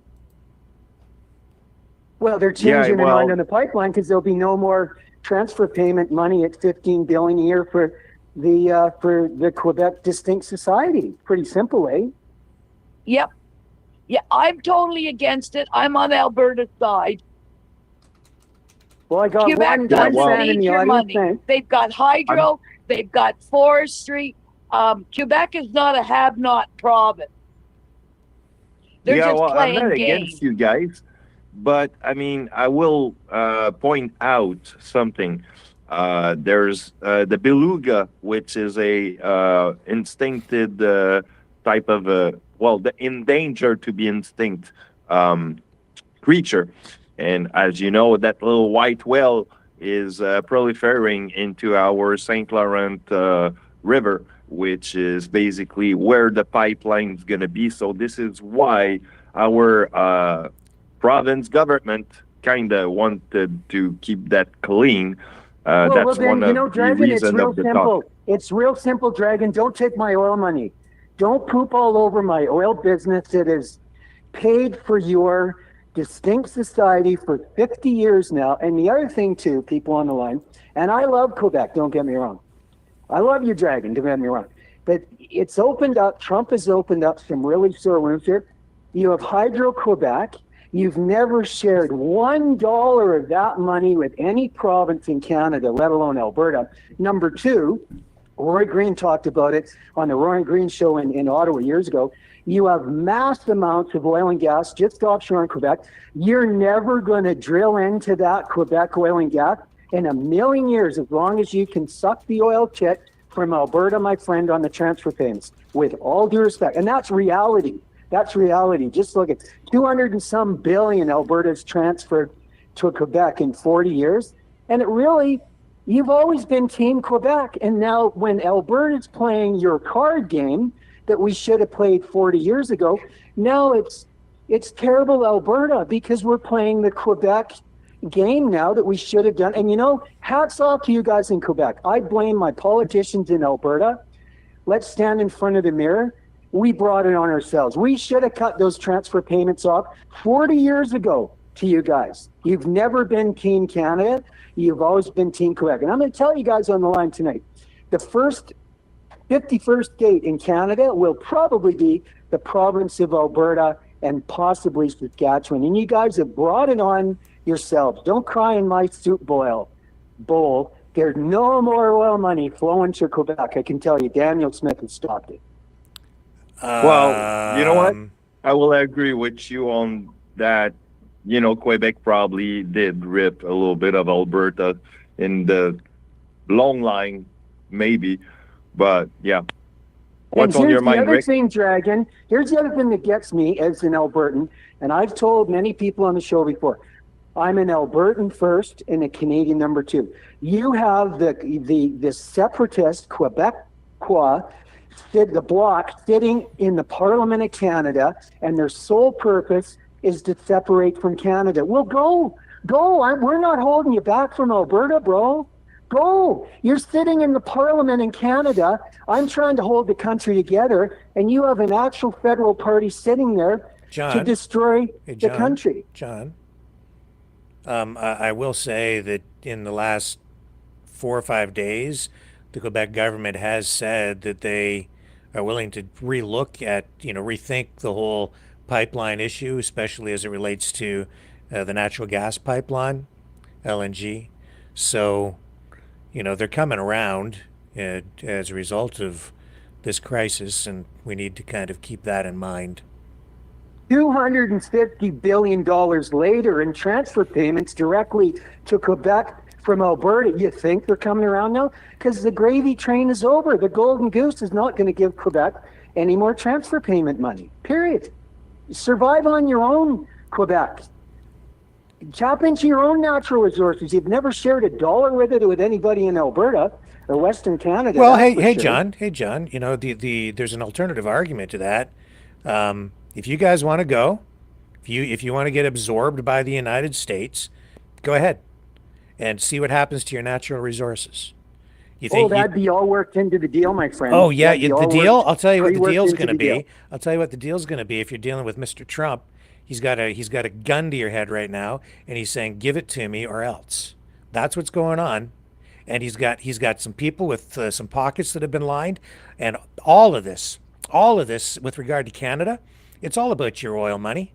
And it's about your corruption out there, and it's about your corrupt politicians. It's about having your premier go down with Kevin O'Leary, Mr. Moneybags, to Mar-a-Lago to meet with the gangster to make some backroom closet deals. Instead of looking out for Canada, they're down there looking out for I don't know who.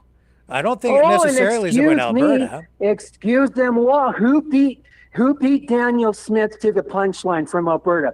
The Premier of Quebec was there 2 weeks earlier, kissing the ring of Trump. Quebec beat us to the punch again. So don't hate Albertans. Oh, I don't hate Albertans, John. I don't hate Albertans. But if you're gonna go down there and when there's a game of poker going on and show the guy sitting on the other side of the table what hand our country is holding, and reveal the hand, then that doesn't serve the interests of the country or even Alberta, frankly. So I don't agree with what Danielle Smith did.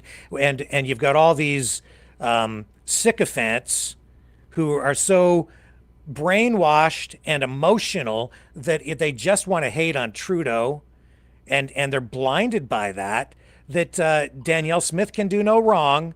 And Trudeau, of course, is the evil one who's to blame for everything. But that's not the case, and it's shades of gray across the spectrum here. And I'm not even saying that Danielle Smith is, not looking out entirely for Canada. I'm just saying that it was a tactical, strategic error to go down there and conduct affairs in that manner.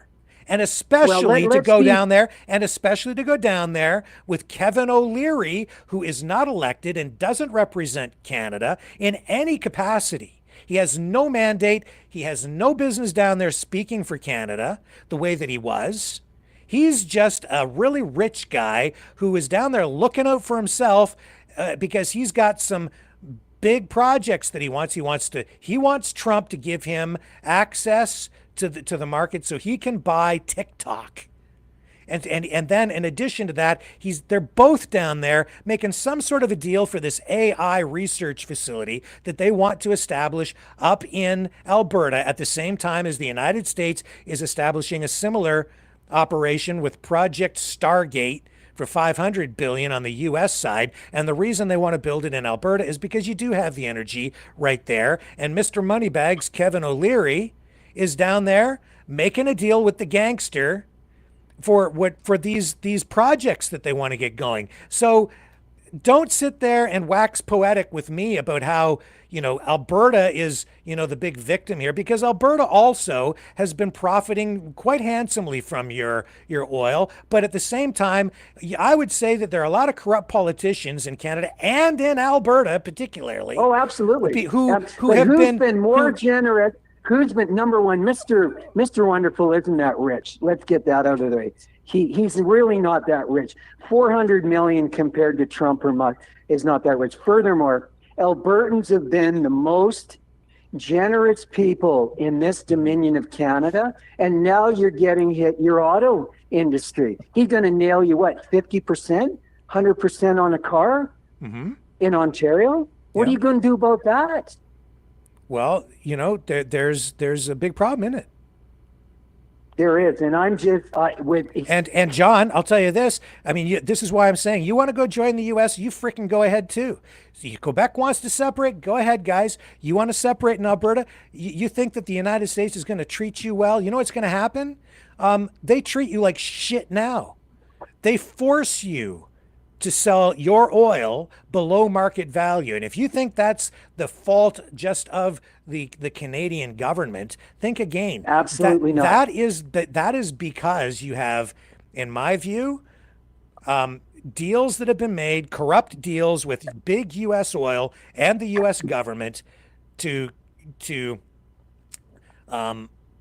people in Canada who run environmental groups, NGOs, politicians who have been, having their palms greased and their bank accounts fattened so that they stand in opposition to the construction of those pipelines. It isn't just Canada, it's the United States that has been influential in that. That's foreign influence and corruption that's been going on for a long time. And I hold the Alberta government fully responsible as well. I'm not shuffling the blame or responsibility.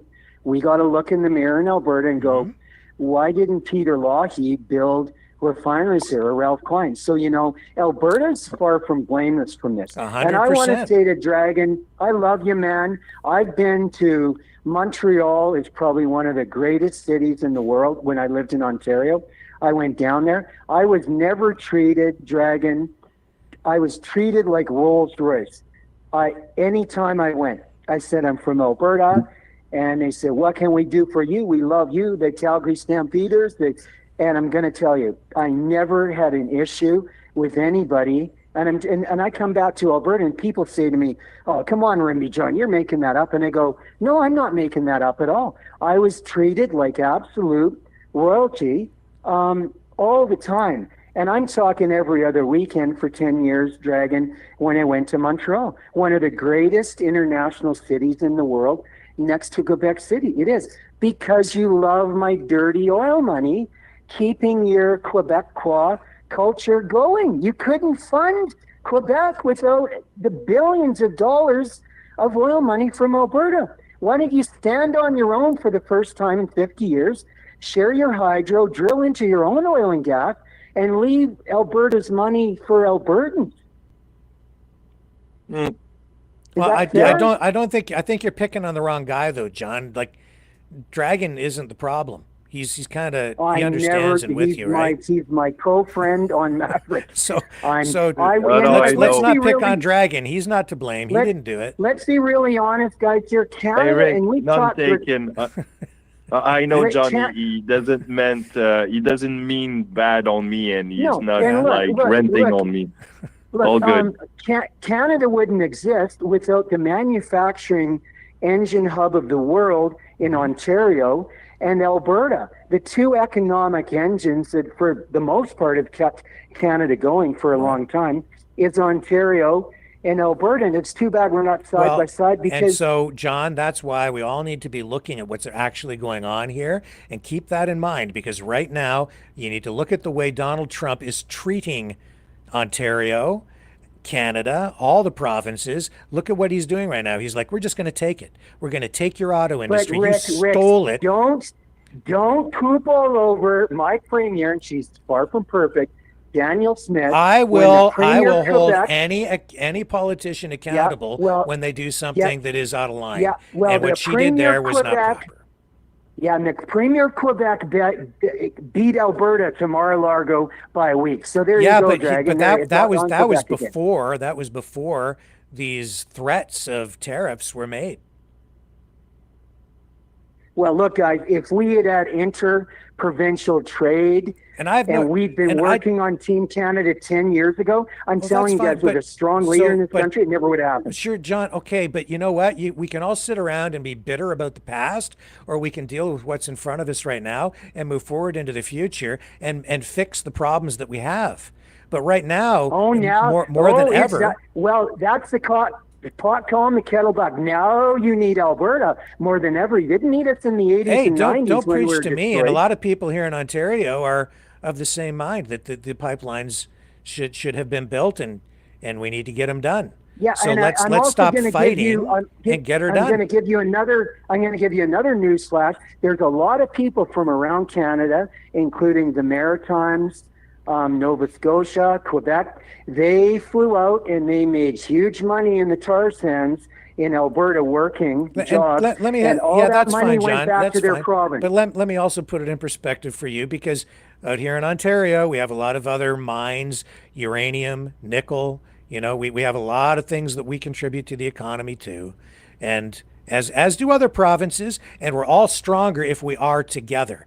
And that's the thing. Absolutely. Like, you are landlocked there, so one way or another, you have to rely on either U.S. states or Canadian provinces in one fashion or another, or territories, northern territories even, if you want to go up into the Arctic, to get your oil to market. So you benefit from being part of Canada too. We all are stronger when we're together, because together we have a great country that's viable, powerful economically, and we can do great things for the world. Because with the way things are going right now, the world needs Canada more than it has ever needed it before, because we are We're a in beacon play. of hope and freedom for the world, much more so right now than the United States under Donald Well, Rick, J. let's Trump. talk about the lady. Let's talk about the lady from the National Post there I told you about the other day. Diane And she Francis. did an evaluation on the United States network and Canada. Canada is the second largest landmass in the world. And we have a net worth north of 17 trillion US dollars in higher value I don't than even the US. know, So like, I the know, orange I know. orangutan is off. The orange orangutan is off on a tangent in the China shop. Yeah, and We know that. he wants to take over Canada because, as Elon Musk pointed out, the United States has a 32 to 30, I don't know if it's 32 or 37 trillion dollar debt. Not the Federal Reserve. The government has a debt of like that much money, and that's what I'm getting at too. It's like, if you have with the U.S. economy based on military spending, etc., then you need to expand, just as Germany did in World War II. You need an expansionist policy in order to acquire new wealth from outside the country, either through Trump's plan of tariffs and or the acquisition and assimilation of other countries. Who else is on the line with us tonight? Go ahead. It's Isabel. Hello. I promise to behave tonight. Okay. John. Pardon? Can I speak to John? Yeah, he's right there. Go ahead. John, I think what we're trying to tell you is the way Trump's acting, if you join the state, he's going to steal your oil and you're going to be left high and dry.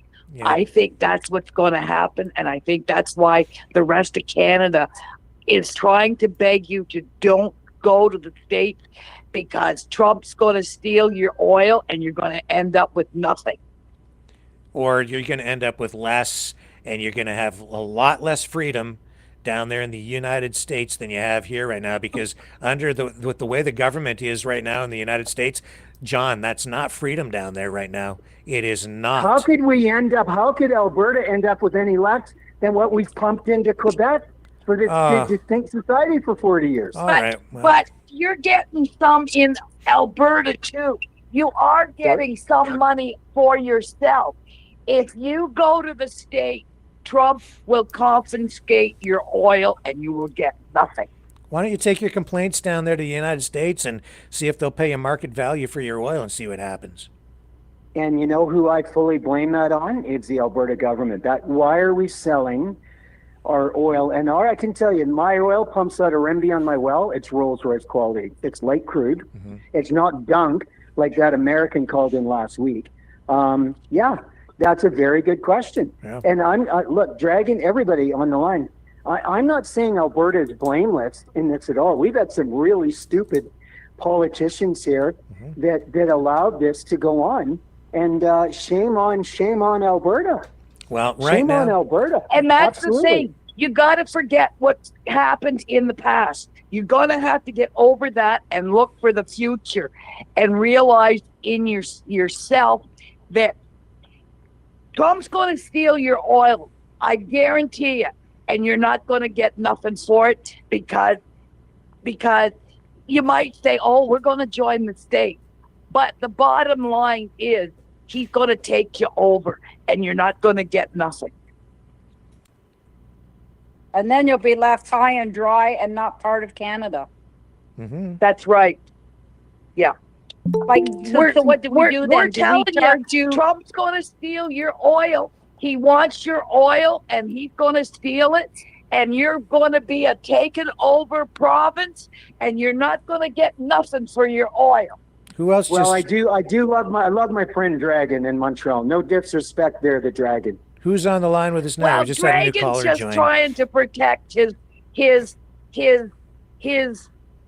family, like Quebec's his home, and he's just trying to defend it.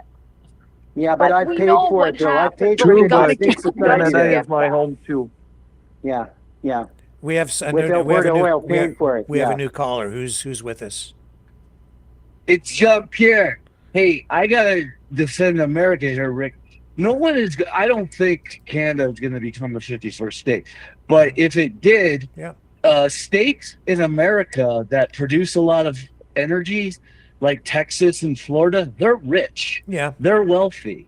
America, and pretending that America is like China, the one you were saying that is so great the other day, is going to steal all of Alberta's energy. That's ridiculous. I didn't say. If Alberta became a state, it would immediately have access to the with no tariffs, no regulations, nothing. You get all the benefits of being an American. The greatest market in the world, and Albertans will become unimaginably wealthy. And America is a lot. Canada's a great country. I can imagine quite a bit. It's one of the liked in the world. I can. As Canada's Han Solo a great said, country. I One of the liked in the I world. can imagine quite a bit. But America is a lot freer than Canada right now. No, it's not. It is. No, it's not. Yes, it is. No, it ain't. It absolutely No, is. Try to go buy a gun and tell me how free you are. Okay. There's a lot of Canadians who want to own guns. I don't need a gun to be free up here. There's a lot of That's Canadians. right. Yes, you do. There's a lot of Canadians who like to own guns, Yeah, and you so- can't For own a gun up hunting. there. Yes, you can. You can own guns. For hunting. Do you see? This is a misconception that you have. You can own like single shot hunting rifles. You can't own lots of weapons that Canada just outlawed a ton of weapons. That's just one point of many. If you'll Rick. allow me, I actually do work. It's your show. I do work for. I do graphics work for a company that sells guns online. I take care of the graphics. You're for, doing God's work there, Rick. For their online catalog. And so I can tell you that there are a lot of different kinds of guns that people can still buy up here. It's a misconception that you can't get guns. They just banned 300 different models of guns. Yeah, but that's just one example of many. There are and what about your hate speech laws? What about your hate speech laws? We don't have that in the States. Yes, you do. You don't have a right to free speech. I'm not in favor of censorship, but you also have had the same kinds of challenges with censorship, social media, censorship. It's just just different kinds of legislation, different ways of dealing with it down there. But the problems are really largely the censorship in same. America is done by private companies, like you were complaining about YouTube earlier, and they are censoring you, and I don't agree with that. That's private companies, but in America, the government can't censor you. You have a right to free speech. You have a constitutional provided right. You have hate speech laws up in America, up in Canada, where if you offend someone, they can throw you in jail. Look. In jail with no trial. And I Is have a that question. I have a question. Who gets thrown in jail with no trial? Who gets thrown in jail with no trial? The J6ers. They did nothing wrong. They did do nothing wrong, and thank God Trump pardoned them. And I absolutely, and that was absolutely a travesty what of would have justice. happened to them if Trump hadn't That gotten was the in? travesty of justice. But what about what they did to That's the right. truck drivers? So you're not What is that it? What about free. what Canada did to the truckers? What about what Canada That's did to the right. truckers? That's What right. about So what we're Canada did to the It was truckers? the government. Canada didn't do it. It was the government. But I have a question. Why do you in the States feel it necessary to carry? In Canada, we can resolve without carrying. We do not need handguns. And trust me, I've been to the States. Well, I don't have want a to lot of turn friends this in into the a. States. I don't think I have Rick a lot wants of to friends turn in this the into States. But we can lose Well, I our don't think- temper here without a weapon. Right. I don't think We Rick don't wants need to a turn this weapon. into. Okay, I don't think Rick Well- wants to turn this into a gun conversation, but that's just ridiculous anti-gun nonsense right I'm not there. anti-gun. I'm just Guns saying. are tools. We're not anti-gun. Guns are tools. Yet guns are tools. They can be used for good. They can be used for evil. The gun is not evil. It's the person. Okay, so it's just like having a car. You can also, I mean, they don't have guns in England, and they're stabbing people left and right, and now they're outlawing knives. It's not the tool; it's the person behind it. But the point isn't guns. The point is that I was trying to highlight you have let knives. And there's a lot You of have bad let there are a lot of bad people out there too. Yep. But hang on, guys. It's Rimby John. Hang on, it's Rimby John for a minute. I love my American friend calling in. I don't know who you are, but Isabel, there is the Constitution of the United States of America, which you have the right to bear arms. Number one, different than Canada. Number one. Hang on. What I'm saying, John, is hang on, Isabel. we don't hang on for a minute. need to have that to carry guns. We don't. But I hang don't on, believe Isabel. in carrying a gun. My U.S. friend made comments about oil men in Texas.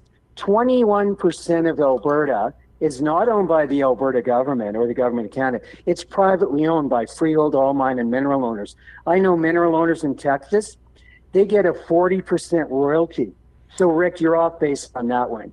Way more than an Alberta freehold mineral owner gets with our corrupt Alberta big oil energy board. produces good-paying jobs. Yeah. I agree with my American friend. Thank you for phoning in, bro. I'm sending the oil jet for you. You're in the will. We're not your enemy. We don't want to steal Alberta's oil. If Alberta Donald Trump's our wants enemy to right partner now. with us, Donald we Trump's our enemy. want to create wealth. Yeah, We well, want to then, create wealth well, with Alberta. Well, don't tell me. Tell Donald Trump, because right now I want to go get a high-paying. I want Alberta to be the 51st state, so I can go up there and get a high-paying oil job. That's what I want. Well, my American friend, I'm part American from Minnesota. My family came from Norway in the 1800s to Minnesota. So we left Minnesota in 1918 for Alberta. I'm part American already. And thank you for calling in to support your brother in John, Alberta, my friend. John, Thank you. Do you think Donald Trump's going to give you your freehold mineral rights when he takes over Alberta and makes you the 51st Oh, state? he pre-worked in the deal. The president pre-worked doesn't in the control deal, right? the country, Rick. I'm He's sorry, not what's a that? dictator. Isn't he? He sure No? is acting like it. He's just going to take. The We're going to states are own sovereign. Gaza, and we're Alberta not would going be to a pay sovereign anything for state. it. Because he's That's not going bull. to That pay would anything never for happen. Gaza. And that doesn't happen in the States because the governor would go ballistic, and the people in Texas would freak out, and they would go to war with the federal government. The president of the United States is not the king of America. No, America's he's not a acting like the dictatorship. king of the world God bless- right now. Well, I don't We're believe- going I to don't- take I that don't agree with the Panama Gaza Canal stuff. back. We don't care about the agreement. We're just going to tear that up, and if you don't give it to us, we're not The- ruling out military The Panama force. Canal was built by the United States at the cost of millions, and thousands of workers died. So?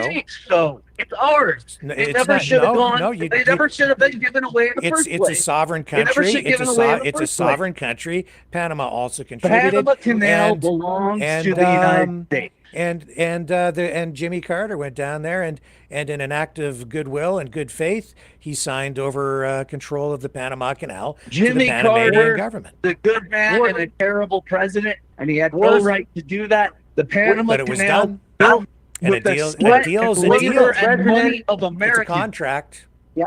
It's a contract. president of the United well, States, we're Jimmy changing Carter. the contract.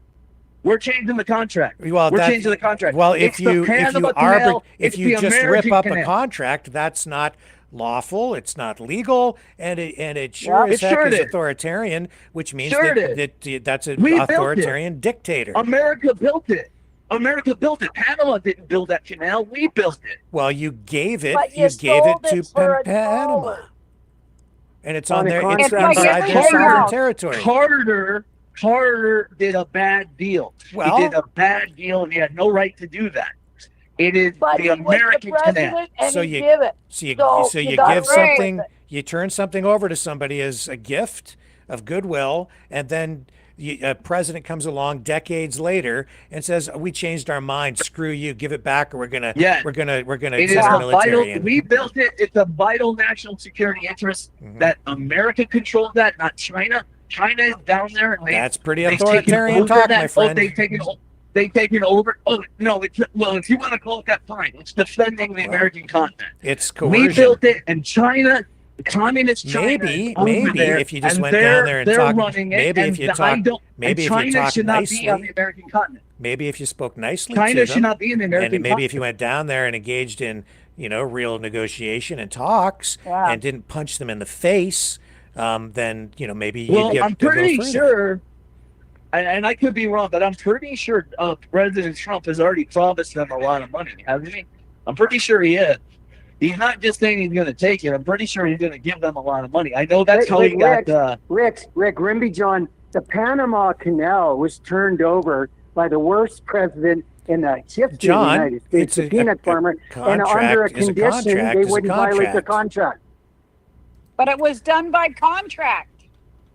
So if I make a contract with the devil, I have to honor it?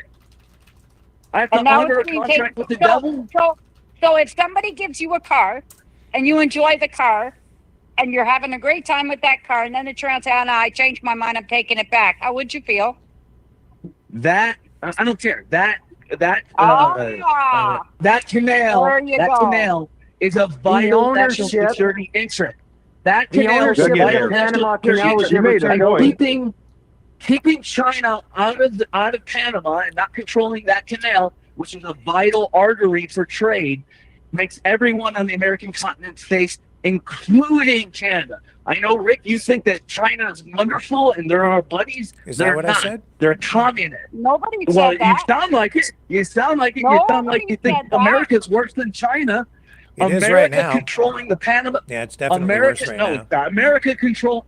No, it's not. Oh, yes, it is. In one regard. Right now, my friend, there's one country that is on the verge of taking over my country, and that's the United States of America under Donald J. Trump. No, I'm not. Donald Trump is saying he's the one saying it, not me. He's saying he's not joking. America, just one thing. He wants Canada. He wants everything. America controlling the Panama Canal makes it good for Canada too, because it makes Canada safer too. And that's why Trump wants Canada, so he can have the Northwest Passage. I don't think Trump is going to take over. I don't think the United States is going to take over Canada. Can I just make a point here, real quick? One at a time. Go, Dragon. So I'll make a point real quick here. Trump, the way he's acting basically is over the top, basically out of his realm. The guy is having basically a megalomaniac type of situation. So we got to look at him pretty closely, he's not all good in his mind. I'm pretty clear on that part. So, yeah.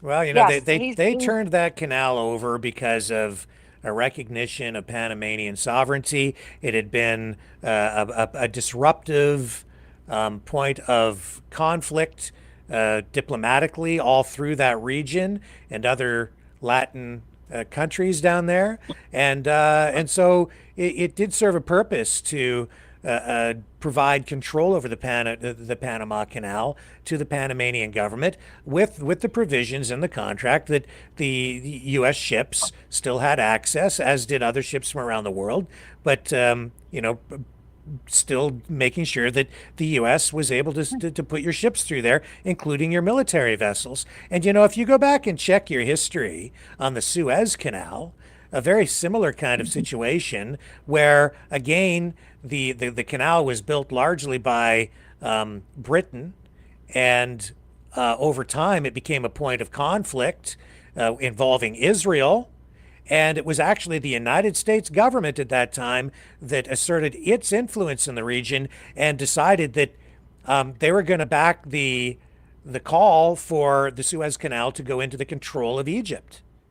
And it was the United States that did that in order to provide diplomatic political stability in the region to avoid ongoing military conflict, which still there are related conflicts, going on over there directly related to the Suez Canal. But as a result of U.S. diplomacy at the time and a decision to not back up the UK and Israel on that decision on the Suez Canal. It has provided long-term stability for the world because they recognized Egypt's sovereignty over that area and to that canal. And so this is a very similar kind of situation. It isn't just about who built it and who even ultimately who owned it, because the UK actually owned it, but there was a recognition that because it was, at the time, Egypt was, suffering economically, and there's more to world peace than money and making deals.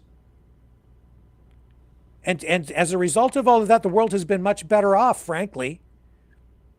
But Rick, Suez Canal's got nothing to do with Panama Canal. Yes, it does, John. It has everything to do with the Panama Canal because it's the Suez Canal. He violated their contract. They want it back. No, John. It's the same kind of scenario where, yes, the United States, or in the case of the Suez Canal, it was the UK, and they provided the technology, they provided capital in order to get that thing built, but it's still within the sovereign territory of another country, and as a result, over time, it only becomes, there's a certain amount of wealth that is extracted from these kinds of assets that are owned by, foreign governments, but there's still national interests to consider and the interests of the people who live in those countries over the long haul.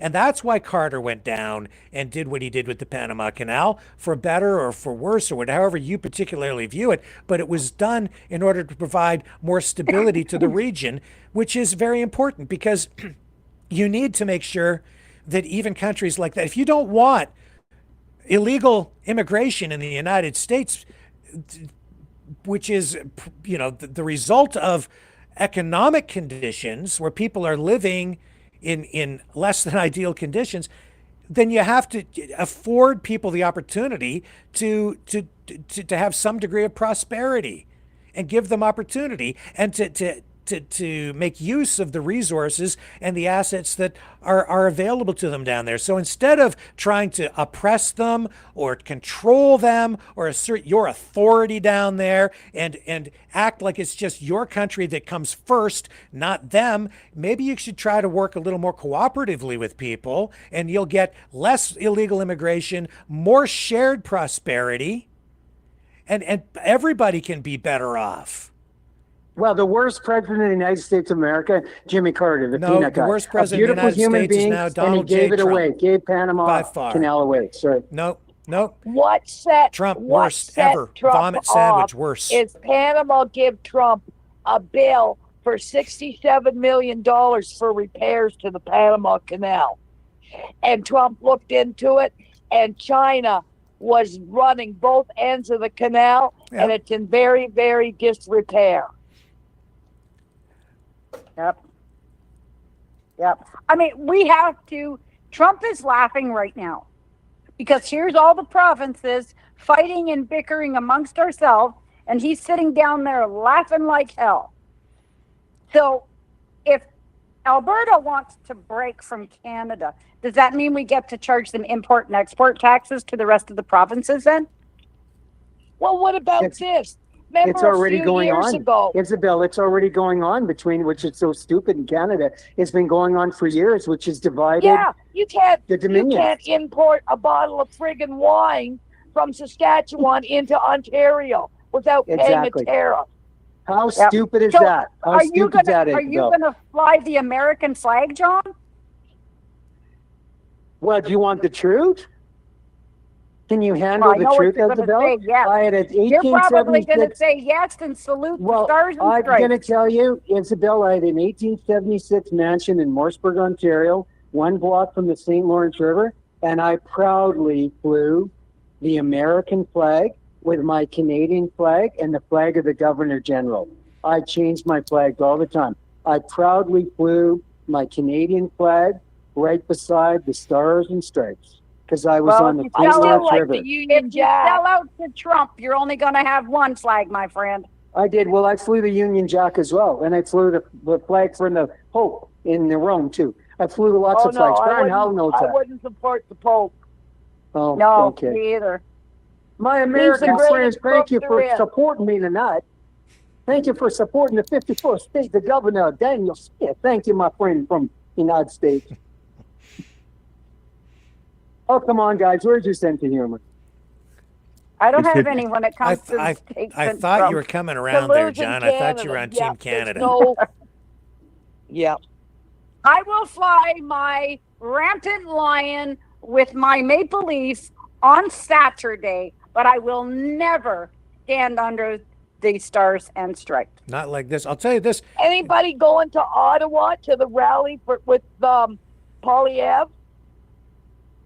When is that, this weekend? I think it is. Not It's with the been, weather coming. Yeah, I know there is. We're expecting 40 centimeters of snow starting tomorrow night. Yeah, well, I hope we don't get it there, Rick, because we're in southern Ontario. I'm I've had Eastern enough. Ontario. I've had enough snow. Enough cold. Well, there you guys. No, but I will fly my flag this Saturday. As Pierre has hoped everybody would, but I've already got my flags out. I've got 2 on my door and 1 on my post and 2 on my car. Does a Trudeau must go flag okay? Yes, absolutely. From Alberta, absolutely. And Why not? A Freeland one I'm as well. flying that one right at the moment. And I It's a guess I'm letter the Freeland, hit a of the village. Christie Freeland one. Yeah. I wouldn't Tell you spend what, the guys. money on doing one for Freeland. If we become American, or that the state, of Canada become a state, basically, I don't care. I'm not going to, flag this American flag. I'm going to keep my Canadian and Quebecer flag proudly shown. And this is me. This is my country. This is what I've been growing into. And yeah. But Dragon, let's be honest, you've always been Quebec first. You're a sovereign nation within Canada. So fly your Quebec flag, because you've never flown a Canadian flag in Quebec. So you know that's bullshit. Dragon, you guys fly Canadian flags up there? Yes, they do. We do have both flags. And I do actually have a representation of both in a small little... kind of, but I do have a lot of proud into my country, whether it's, you will call it Canada or Quebec. Yes, I'm probably Quebecer first because I'm born in Montreal. Oh, thank you for admitting it. Thank you for finally, an hour into the call, admitting it, like your Premier of Quebec, going to Mar-a-Lago before Daniel Smith. Thank you for that. But at the same time, I'm Canadian foremost. So no, you're a Quebecer first. You just admitted that. You're a Quebecer first, like I'm an Albertan first. Why are you picking you're on for Dragon? Quebec first. Why are you picking on Dragon? Yes, you are. I'm picking on Quebec, not Dragon. Yeah, but you're picking on Quebec by picking on Dragon. And he's such a Yeah, nice guy. picking on Dragon. I love Don't Dragon. pick on our Dragon. Yeah, leave our Dragon alone, John. Yeah. Who else is joining Where's us? my American friend there? I'm I like, don't know. he's in the wheel. I'm sending you a jet for him. Who's on the line with us now? It's Jean-Pierre. Hey, I just wanted to say, you guys do realize in America we have state flags, right? I think it was George Washington who said, "My nation is Virginia." Even as you guys became the next American state, you can keep your flag. You can be... Every state in the United States is a sovereign country. And I also want to say, there is no salvation outside the Catholic Church. God bless the Pope. I love this guy. Who's this American? Where's he calling in from? I love him. And we love him. And we love Alberta. Confederate. He's in the Americans billion-dollar love Alberta. Alberta. Americans love Alberta. Americans love Alberta. Of course, thank you, sir. He just wants your resources, I will John. not praise the Pope. He's just sweet talking you because he wants all your resources. You'll own nothing and be happy. But I'm part American. I'm part from Minnesota. Yeah, well, that's because you're half a traitor. Yeah, well, my great-grandfather, one went to the Watertown and one stayed in Sunbury. So I've got all kinds of family in the States too, but that doesn't make me want to be an American. I'm already American, Isabel, because my family was born in the United States of America. My grandmother and my uncle that I got $1 billion oil. But you made your riches in Canada. Hey John, you should put up the. Hey John, you should put up the flag of Minnesota and the flag of Alberta. Make the flag of Alberta higher, of course. And the stars and the stripes, my friend. Yes. America is Absolutely. 50 sovereign nations, Rick. It's not a giant. You think we're North Korea for some reason. No, I think you have a Canada, madman in the White House. Why That's don't you what I move think. back? What's that? What, John? If you dislike Canada so much, John, why don't you move back? Yeah, Well, because my family's been in Rimbey, Alberta for 114 years, and I sit on close to $1 billion lake of oil, and I own 25% of it. But I'm part American, and I'm Canadian too. Suck it up, Buttercup. 21% of the province of Alberta is privately owned, like Texas, by private freehold oil mine and mineral. Well, you know. That's awesome, but you keep putting Canada down and boasting up the Americans. So why don't you just take it all and go to America? Because you don't seem to be very happy in Alberta. I'm waiting for Trump to buy me out. Oh, God, I wish we could sever the whole part there. Just cut it right off. I don't think they're going to be negotiating with you directly there, John. No, I don't think so. I love this guy calling in from the United States. Thank you, sir, for supporting Alberta. Thank you, my friend. May God bless. And to our friend in the States, we all know each state has its own flag. As in Canada, the provinces all have their own flag. Mm-hmm. Yeah. Just a bit of info. But I'll tell you this, in Canada, the way our Constitution is written, provinces have a lot more, shall we say, jurisdiction over resources than the federal government does. Like the provinces control their resources. That's why Alberta is so protective of their oil. But down in the U.S., the Constitution is written differently, and you'll find, John, that if you join the United States, places like Texas, they are quite wealthy because they've been, extracting oil for a long time down there, and they can sell it around the world into the world market, unlike Alberta. Then you'll find that you may not have the rights over your resources the way that you do right now. I don't think you know a lot about the oil business, Rick. I deal with oil men in Texas all the time, Oklahoma, and freehold mine and mineral owners they're treated very, very better than the Alberta Energy Criminal Board in Alberta. No, they are. They are. They just and that goes back 50 years. That's just a fact. It's not my opinion or not. They just have been. 21% of the province of Alberta is privately owned. And it's not Canada oil, it's Alberta oil. Okay, well, let's not litigate your freehold mine. No, I'm just saying, if you talk to an oil man in Texas that is a freehold mine and mineral owner, they get a much bigger, they get like a 40% royalty compared to the Alberta Energy Board in Alberta. I think where freehold mine and mineral rights are concerned, it depends on individual contracts that are negotiated depending with the landowners. Yes, it does. And the oil companies. No, Rick, you don't know anything about it. It's different. Okay, John, province. let's move on. Who's on the line now? It's Jean-Pierre. I just wanted to say, Rick, the federal government does not control in the United States the state's resources. There's nothing in the Constitution that gives them that right. And in the United States, and I mean, you're saying that the United States is going to steal all of Alberta's oil. That's ridiculous. Look at what the federal government does in Canada now to you guys. How high they tax you. I didn't say steal. It's actually Donald Trump who says that Canada stole the auto industry. That's what he said today. So in America, the resources are in a specific state. They belong to that state. The federal government does not go into that state and tell that state what to do with it. And that's why some states are rich, like Texas, and some states that mismanage their stuff, like New Mexico, because New Mexico has a lot of oil, but it's very poor because the state government is very corrupt. The United States of America is not a dictatorship It's every state has a right to control its own resources, and they do. Well, like Canada and in the United States, there's the jurisdiction and rights over resources, even within states, are to some degree shared between your states and your federal government. That's also to some degree true in Canada. I'm saying that in Canada, in our Constitution, provinces have domain over most resources.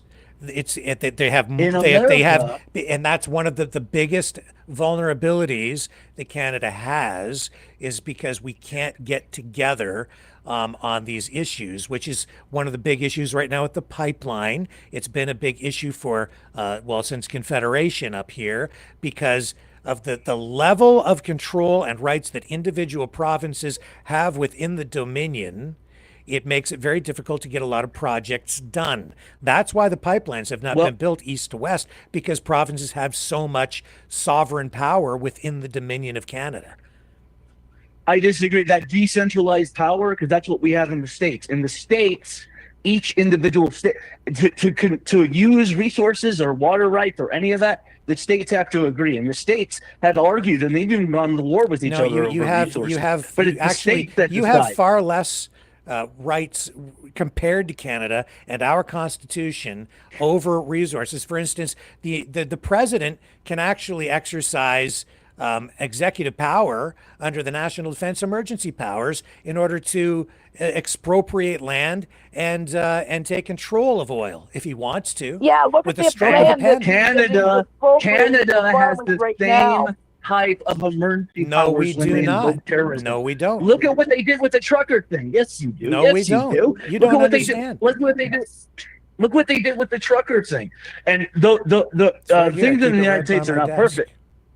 Things in the United States are not perfect, but a lot of those unconstitutional the prime minister powers, does not have executive powers like that. And where the truckers were concerned, I'm going to just be straight up and frank with you and honest. They went after particular people that they saw as a threat to the government, and rightly or wrongly, they were afforded trials. And I don't agree with the invocation of the Emergencies Act, but I understand why they did it. And that in itself, while people freaked out about it, and I didn't agree with it, even that is temporary. And even after invocation of the Emergencies Act, it still has to go back to Parliament after a very short period of time to be continued and approved. And when it went to Parliament for approval for extension, Trudeau saw that it was not going to get the support, so that's when he actually rescinded the order, and the Emergencies Act was ended, the use of it. And that's because there are checks and balances in place up here for exactly those kinds of reasons. He doesn't have no prime minister has that level of authoritarian control up here. He has to go back to Parliament. Rick Rimby John. Yeah. My friend from the United States is making the point. They have a real true constitution enacted with their First Amendment to bear guns and arms. We don't have that in Canada. We have no mechanism. And my friend for calling what, in John? again. What do you mean we don't? They got a real true constitution. The government can't go around. So do we. They've gone around our charter. It's right They've here, gone John. around it with the truckers. Now, if you want to go hang out with your sovereign citizen friends who use pseudo law and just challenge the legitimacy of this based on lies, if you're an American. This is a real constitution repatriated to Canada in 1982, passed by the British Parliament, passed by the Canadian Parliament, and signed by the Queen and Pierre Elliott Trudeau. With the support of 9 out of 10 provinces, which was enough to pass the Constitution. Not by Quebec. Quebec is a sovereign nation within Canada, not by Quebec. No, it's not a sovereign nation. No, it's not.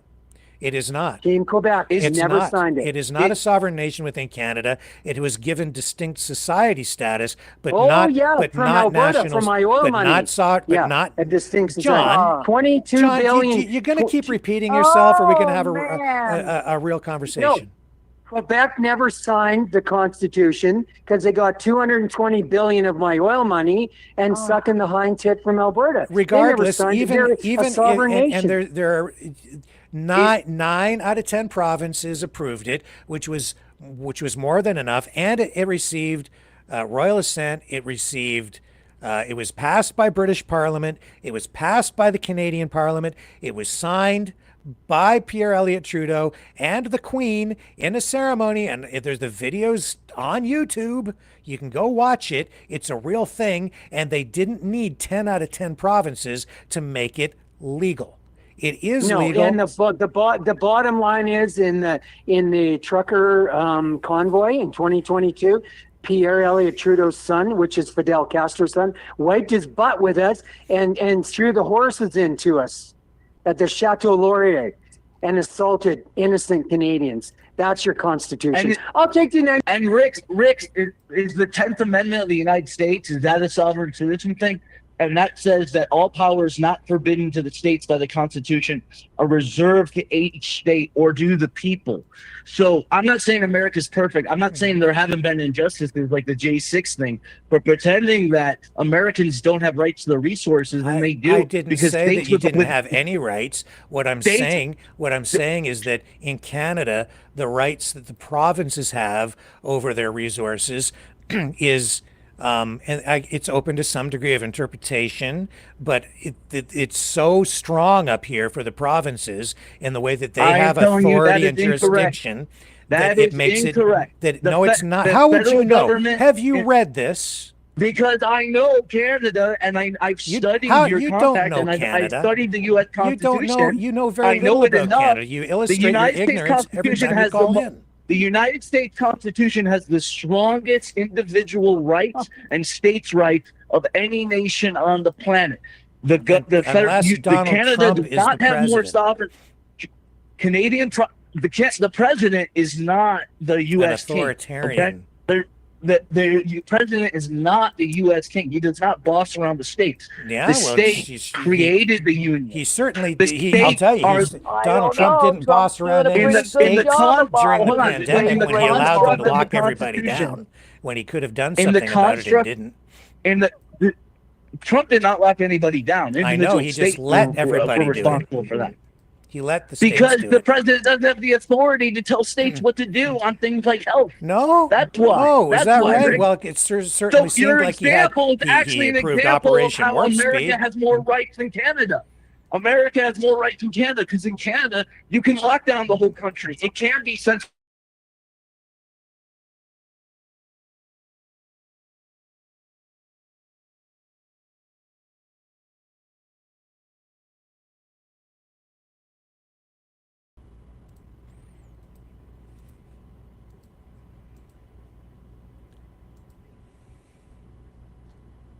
Hang on a second here. I have to get everybody back up on the screen. You know what, man? Hang on a second here. Hang on a second here. I have to get you back up on the screen. Hang on. Here we go. Who's on the... Okay, I think we're back up. What a mess. Yeah, we're fine. Okay, who's on the line with us still? I don't know who's on the line anymore. I'm here, Isabel. Okay. And Alicia? Alicia's here. Yeah, our friend from the States, he Jean-Pierre, you don't know squat, man, about this country. You really don't know anything about Canada. Nothing. And he hasn't got a clue. No. He really doesn't. And he doesn't see this dictatorship that's over him right now. Oh, it's all glorified. I mean, we were all roped in, and I was too, thinking he was going to be a good leader for the state. Yeah. No. Yeah, that turned sour real quick, like old milk. Yes, it sure did. Yep. It's sour as hell now. Like I said, worse than a vomit sandwich with maggots on it.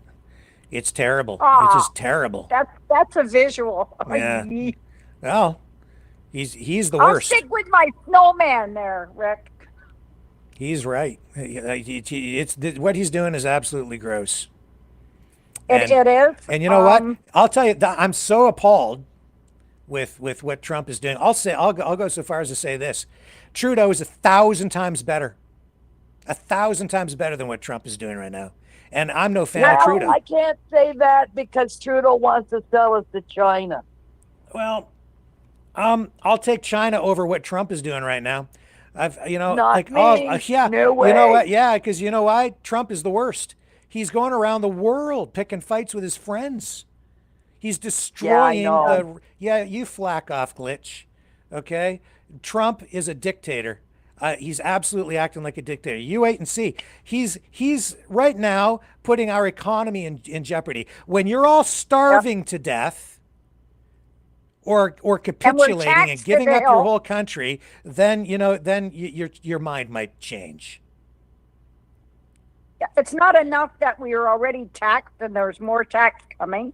And now yeah, Brian, we're I did on top of that. Yeah, I did kick John off the show, Brian, because he just wouldn't shut the hell up. He was just dominating everything, and I just got tired of listening to him. Frankly, as much as I love him, it was just enough. Well, he's all America, America, America, America. Like the states are at times where, and I've always said that. People have said that before. Mm-hmm. They shoot and ask questions later. Yeah, this is you don't treat people the way Trump is treating people. You don't treat people like this. Yeah. You know what? Before all of this, if someone had said to me, "Would you consider joining the United States?" I would have said, "Well, it's something we could maybe look at. It might be beneficial. What could we do, and what would that mean? Yeah. And maybe we could do something like that. It might be a good idea." But when somebody comes up here and says, "You know what? I'm gonna destroy your auto industry. I'm gonna take your resources out of Alberta. And if you don't give me what I want, I'm gonna destroy your economy with tariffs and sanctions." Yeah. And we're your best frickin' friend. We've been to war with you. We've bled with you. We've stood by you. We've defended you physically, politically around the world. We stand with you. We're your neighbors. We're actually related in many cases. We share very much a similar and common kind of history because it's intertwined. And here's the thing. All these sovereign citizens, you want to decouple and get away from the monarchy, right? I'll tell you this. No. Right now, more than ever, our ties to the Commonwealth are of extreme value because what people are also not cluing in on is the fact that because of our ties to the monarchy and to Britain, we have a much longer history in this country than the United States does at 250 years. Our legacy, our political heritage, our political history goes back way beyond, even before the United States. And that's what also helps provide stability and also provides protection against tyrannical actions like we're getting from Donald Trump right now. And Trump is also opposed to the UK. He's aligning, he's getting himself into a position where he's in an adversarial role now, even with the United Kingdom.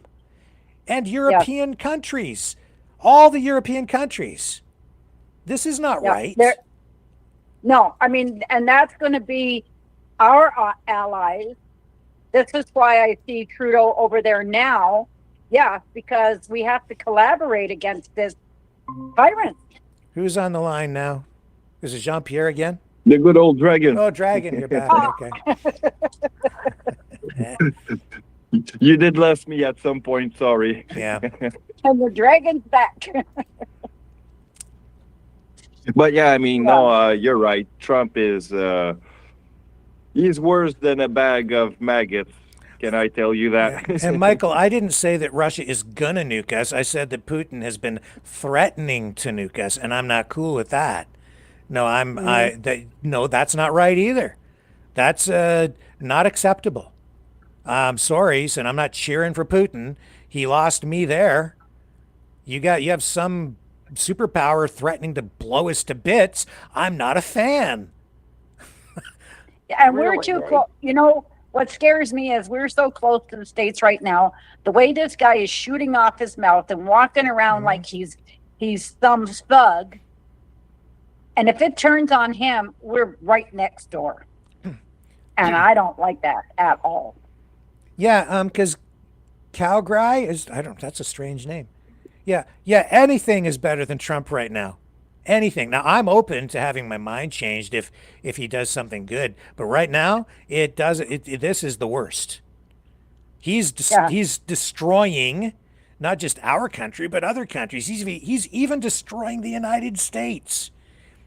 Look, the CEO of Ford is going to Washington right now because Trump represents like an existential threat to the auto industry, not just in Canada, but the United States. What he's doing is Mr. Farley from the Ford Motor Company is saying that what he's doing is going to blow a hole in the auto industry. He's not saving the auto industry. He's destroying it, making it less competitive. In fact, non-competitive globally because of all this crap.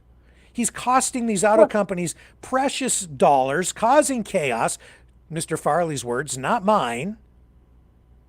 Because the production, the supply chains are all being disrupted. The industry is being disrupted. Nobody can figure out what the hell is going on. This is insane. Well, look at the guys that all backed him, like the Teamsters and the auto union guys that all backed him. They're probably scratching their head right now going, Detroit is not the auto industry, Patty. Detroit is part of the auto industry. It used to be the Motor City, but actually the auto industry is spread out all over the place. It's all down in Texas and Tennessee. A lot of southern states have auto plants. You have supply chains going down into Mexico, supplying a lot of those plants. Up here, Windsor, Detroit, Oshawa, Oakville. It all feeds down into partly Detroit. I've been through the old Packard plant. That place is just a demolition site now. Very cool place to take photographs, but it's symbolic of the decline of the auto industry within Detroit. There's still auto industry there. There's still quite a bit, but it's not really the automotive capital of the world anymore. That's all in the past. Not to say that there isn't viable business there and that the auto industry isn't still important. It certainly plays a big part in Detroit, but it's not what it used to be.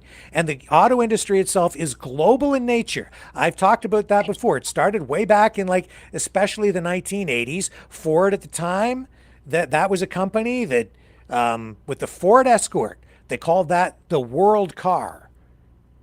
And that's because parts coming in from all over the world, it's globally integrated. It started way back a long time ago, long before Trump was even on the radar for being possibly the president of the United States. And I'll tell you this, the Canadian arm of the auto industry was from day one, from the invention of the automobile, when the auto industry started in Canada and the United States, it started at the same time. Model T production was a cross-border affair. Even as Henry Ford was setting up his assembly lines and modernizing it and making it a viable thing to increase efficiencies. It was on both sides of the border. Ford City, right within Windsor. Such a long, rich heritage there, history, working together cooperatively. It's not like we stole anything. We built it together. On both sides of the border, cooperatively. We worked together to build it up together. That's the point. We didn't steal it. We helped each other build the whole industry up. And when you lost your jobs because of outsourcing, we lost our jobs because of outsourcing to other countries as well, to places like Mexico, like Japan, which, and even Germany after World War II. And when Volkswagen started sending Beetles over here, the first real, major import into the U.S. market, and we started, and the American auto industry began to feel competitive pressures from other countries, and it's just gone on from there. And the Japanese in the 1970s, they got, they started to produce cars, and the industry began to change. And you have to adapt, and you have to become more competitive over time. And consumers benefit from those kinds of things, and times change. Not to say that, but you can't live in the past and believe that Detroit is still the dominant place. And Donald Trump is going to have a really hard time just sort of willing this into existence again, to revisit the auto industry of the past and return Detroit to its glory days of auto production simply by imposing tariffs on other countries. It's not going to be that simple. He's going to blow a hole in the middle of the U.S. economy, because what you're really doing with the tariffs is you're protecting inefficiency and companies and industries within the United States that are not competitive, like your steel industry, that they have not invested in, these big companies, in modern production techniques. And the same thing to some degree with the auto industry as well. And it just makes everything more expensive for your own consumers on the U.S. side. Did you see Singh's interview today?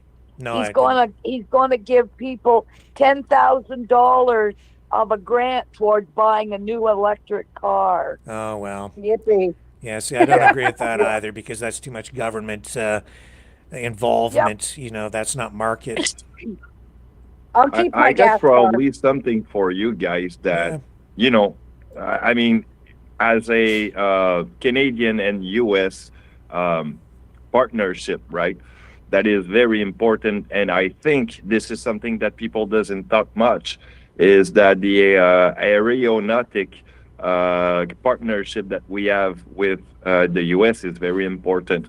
Pratt & Whitney Canada, which is actually a Connecticut attached company with America, which founded more than 3.9 million in research and development project aims to the next generation of thermal engine technology. So that's thousands of jobs also, all in Longueuil near Montreal.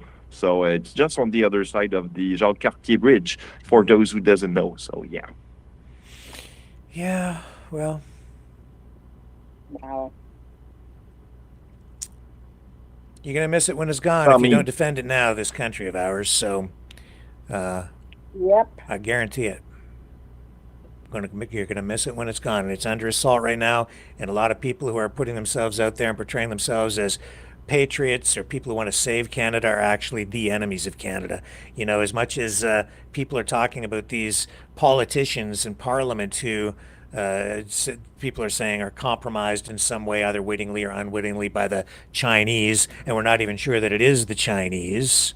There are a lot of people out there who are masquerading as Canadian patriots, and when they're actually quite the opposite. They're out there working right now to tear this country down in a variety of ways, and beware of them, because they are provocateurs and deceivers. They are Decepticons. Well, they are patriots, but they're American patriots. Yes, that's exactly right. And I don't understand Pierre.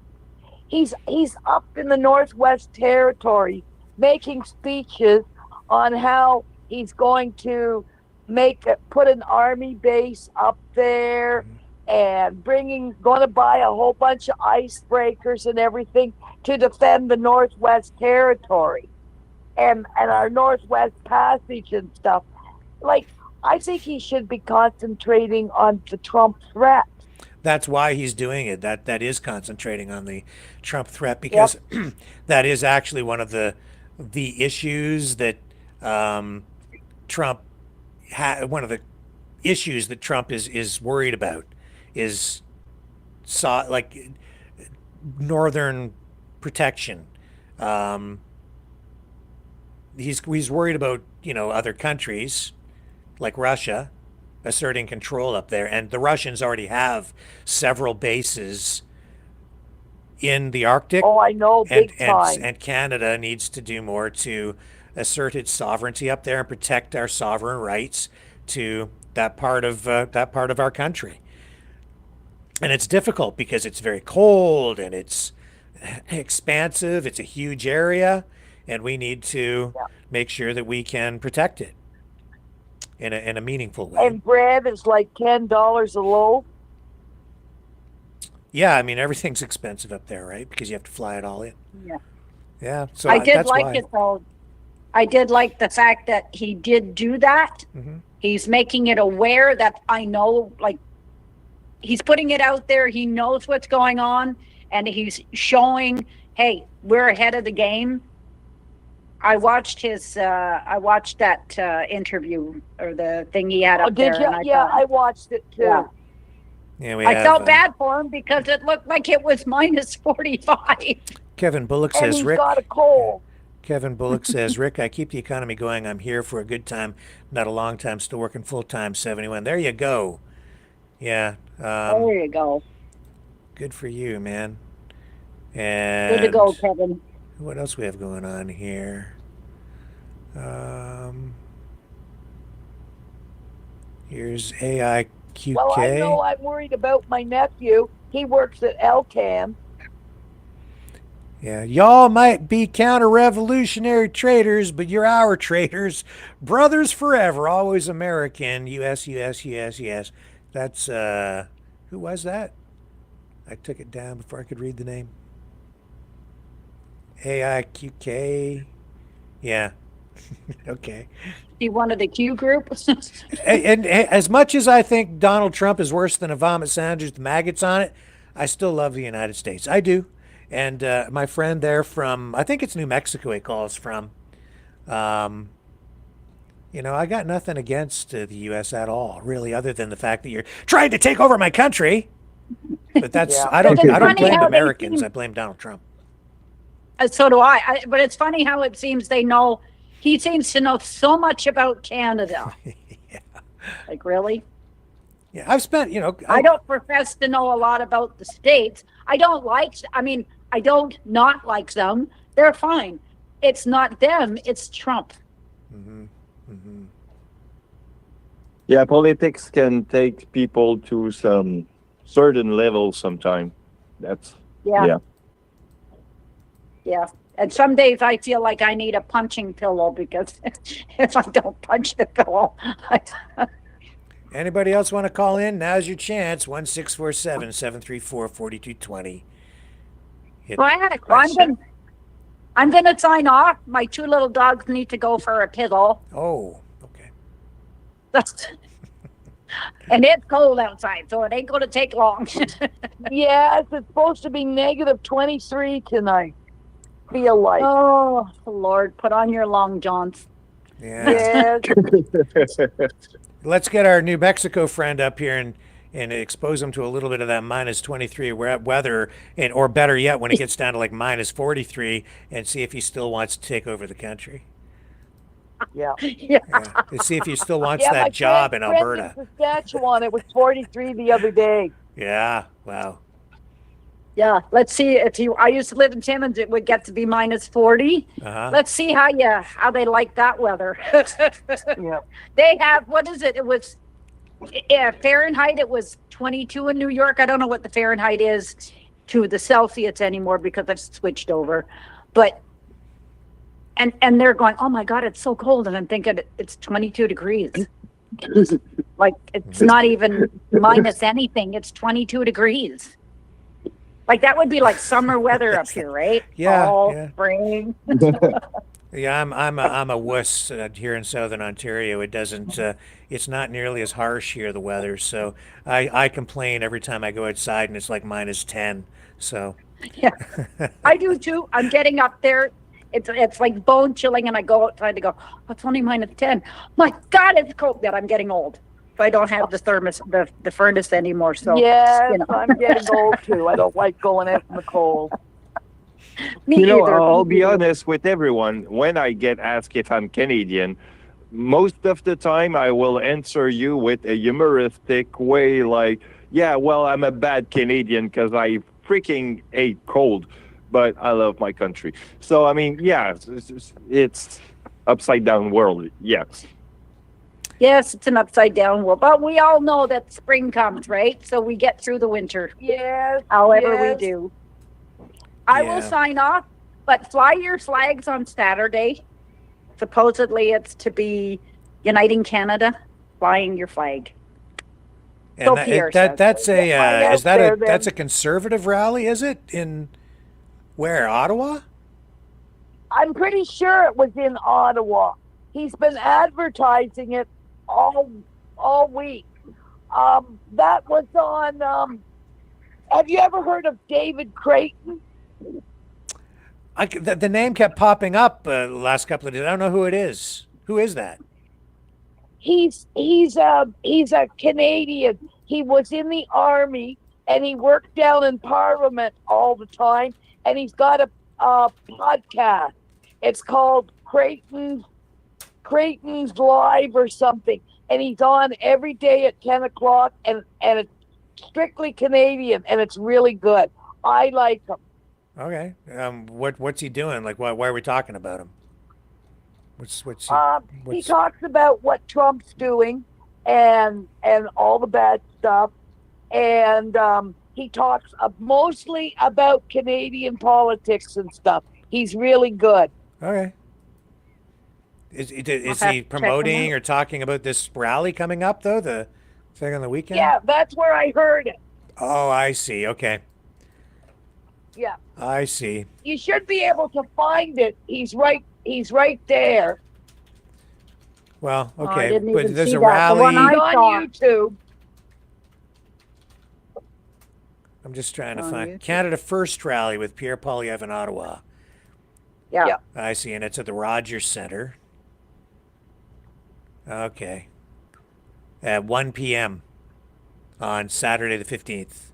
Wear red and white clothes in honor of our nation's flag, it says. And, yeah, it's on the Conservative Party website. So that's what's going on this weekend. I did hear something about it. I just wasn't really aware of... Yeah, I'm printing up some shirts that say Canada Strong on it. Yep. His podcast is entitled Creighton's Right.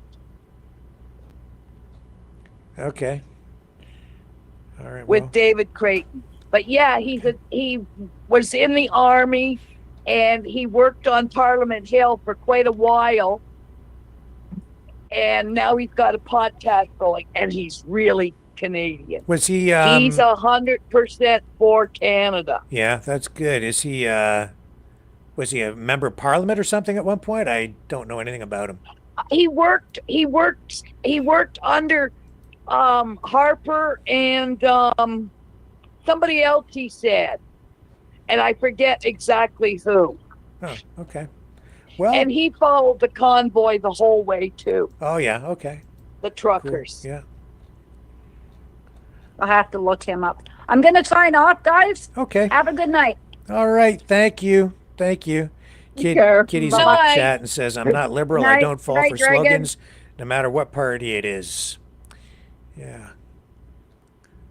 Gulf of America, says Glitch. You mean the Gulf of Mexico. And There- probably people also gonna in Gaza soon. People are going to be fighting over this for decades to come. Oh, that's stupid. Gulf of America. That is absolutely ridiculous. I just don't. Again, what's the why? What for? What was the need for that? Just to piss people off? I think so. Like totally unnecessary. My would mother's probably history also book is suggest called The it- Gulf of Mexico. I'm suggesting that Trump is also kind of pushing a sort of a look, I'm strong, I'm powerful, I can, of a drop of a pen, I can put anything I want and say whatever I want. So Gulf of America it is. Well, that's not how you get other nations to respect you. It gets other nations angry with you, maybe even fearful of you, and That's how you rule over people in an authoritarian manner, when you don't even speak to them about something like that, and it affects other people, other nations, and you make an arbitrary decision, and with the stroke of your Sharpie, you pass it into law within your own sovereign territory, I guess, but it's not necessarily recognized by other countries. It becomes a point of dispute. And what purpose does that serve at a time when we would really be better served by calming things down and being a little more diplomatic? It doesn't help anything. Is this payback for what he thinks that people treated him way back when? A lot of he's doing right now is absolutely about revenge. Yeah, it's petty. Mm-hmm. It's petty, and it's disruptive, not just to the people, and hurtful, harmful to a lot of people who weren't even directly involved, including a lot of people who work for the government, and a lot of people who rely on, I would say, programs that are probably unjustly being axed and hacked and gutted and canceled. Social programs that were vital. I was listening to Senator Kennedy, and he was naming all the stuff that he was kind of defending Elon Musk. Yeah. And he was saying that some of those things that he's cutting, that it never even went through the Senate to be passed. He said he never even heard of them. Well, I know that I believe it's Congress that approves expenditures like that. So it is in the Senate then. So it's not like something that, in my view, I don't think it's constitutional what they're doing. There's another process to go through to effect changes like this and to root out corruption. And I'm all for that. I'm also for canceling a lot of programs that seem to be wasteful, but if they've been approved and there's, like you might not like a program that the Democrats passed and got approval on the budget for, but when you get your president elected, he's not Congress.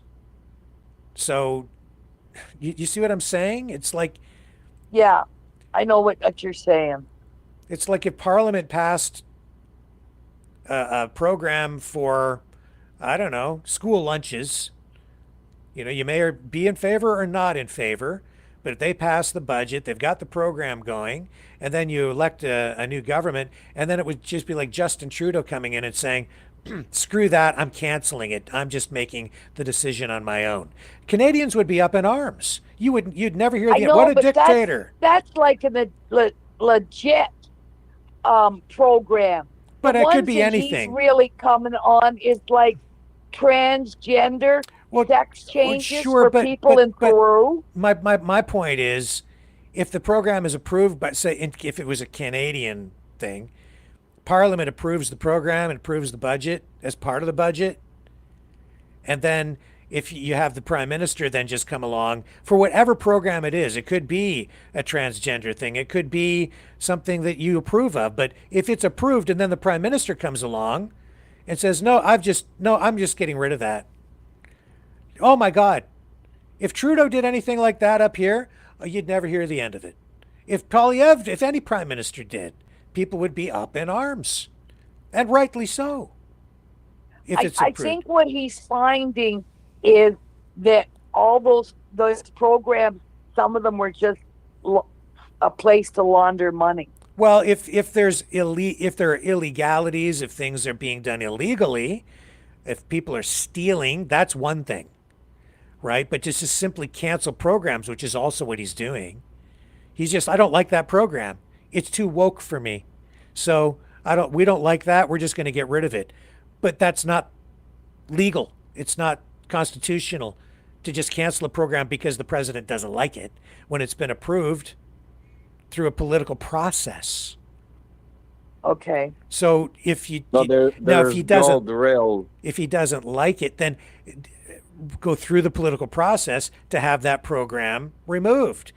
That's democracy, not like what Elon Musk is saying. Well, they elected the president and he gets to do whatever he wants. No, even the president has limited powers under the Constitution just like up here. I think our there's prime some minister. judges stepping in and stopping it. Right, because they've been challenged on the constitutionality of some of these things, and on at least three of these items, the judges have stopped it because what he's doing is illegal. But you shouldn't.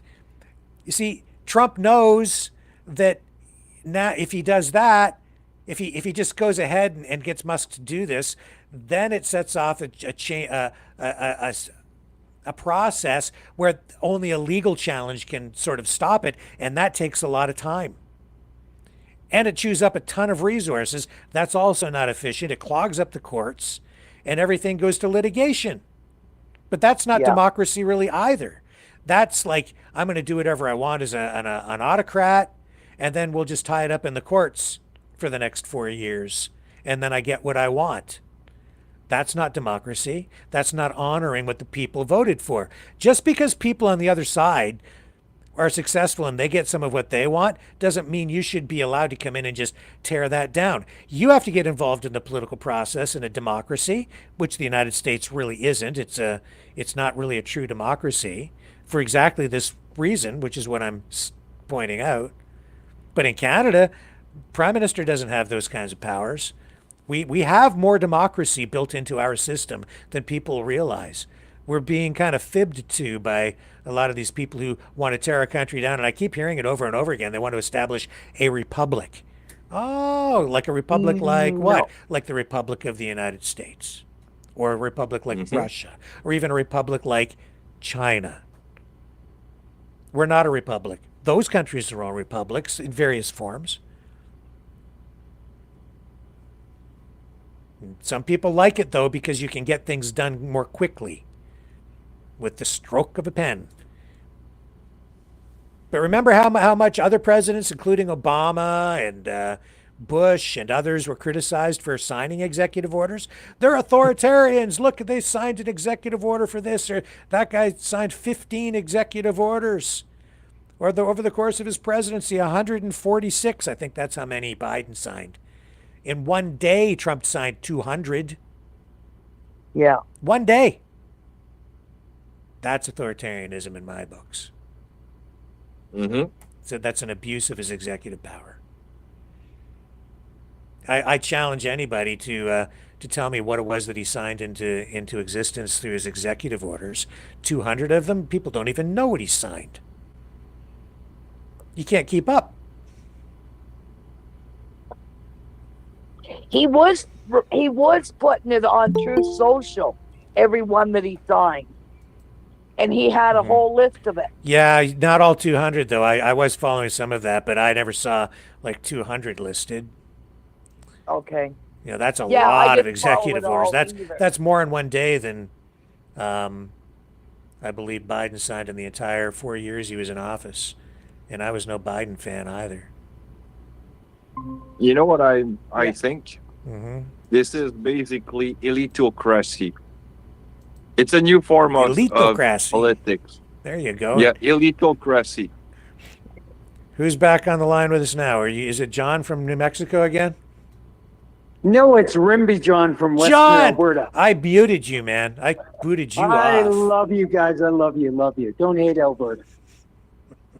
Can we be a little nicer to Dragon? I love Dragon. I love Montreal. I love Quebec. Absolutely. Dragon, you know I love you, bro. Can you do me a favor and love Canada a little Maverick, bit tonight?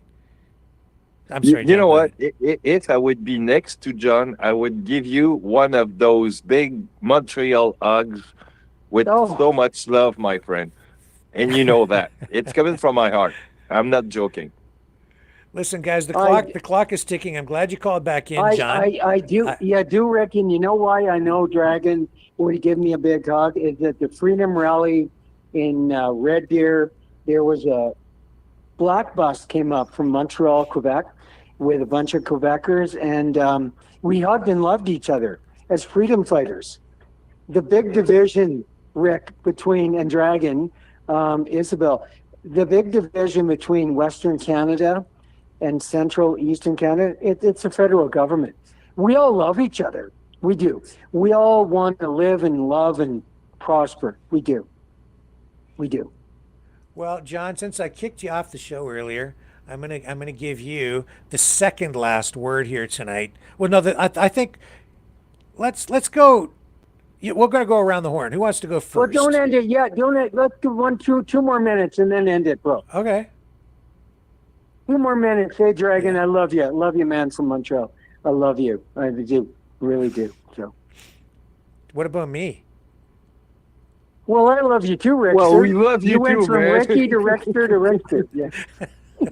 You don't love me. I kicked him off the show for a minute. He did. He kicked me off. I didn't ban you. First Maverick News reporter kicked. Boop. No, I've been kicked off my own show in the past, so it's true. But anyway, all right, go around the horn. Let's get some final thoughts for tonight. Who's going first? Is it Dragon or me or Alberta or Isabel? Dragon gets to go last because I want Dragon to do his Donald Trump impression. Oh yeah, the French impression of Trump. That's really good. I love it. So Isabel, go.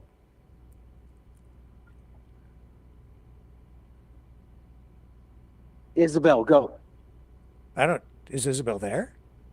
No, Isabel went and walked her dog. Alicia, go ahead. Sorry. Who are you? Oh, sorry. Okay, the floor is yours, Alicia. Go ahead. John, did you say you were from Red Deer? Well, Rimbey, Alberta. Rimbey. Yeah. Oh, okay. The oil capital of Alberta. Red Deer. Yeah. Well, close. Because I was thinking about all the chuck wagon drivers that I know, and there's a couple of good ones from Red Deer.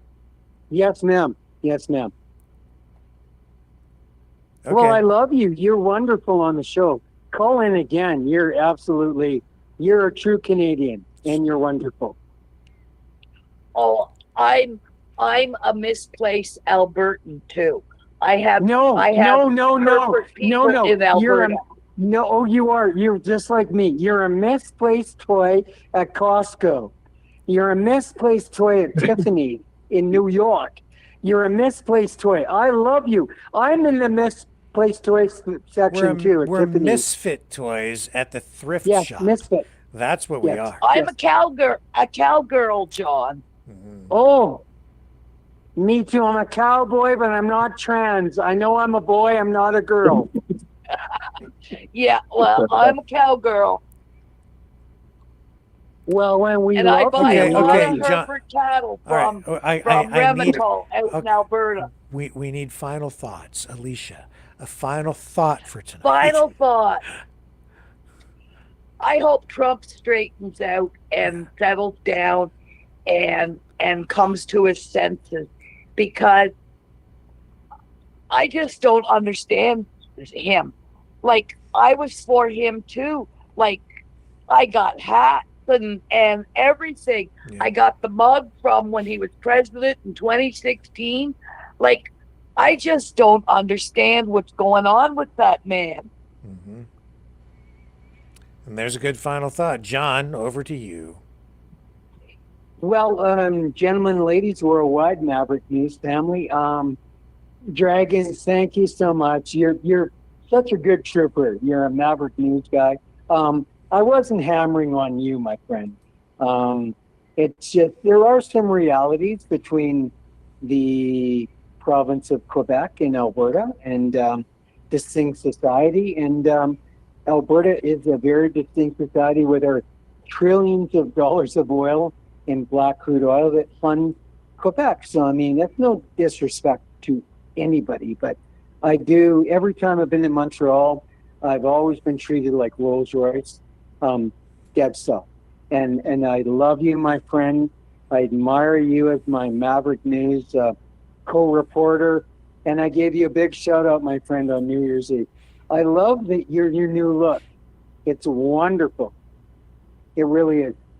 And yeah, no disrespect tonight to anybody. I really appreciate my friend, whoever that was, calling in from Texas, giving me a little bit of support. But yeah, we've got some different feelings in this country, and they're good and bad and different. And we can all agree the one thing is it's not an 800-pound orange orangutan gorilla at Mar-a-Lago.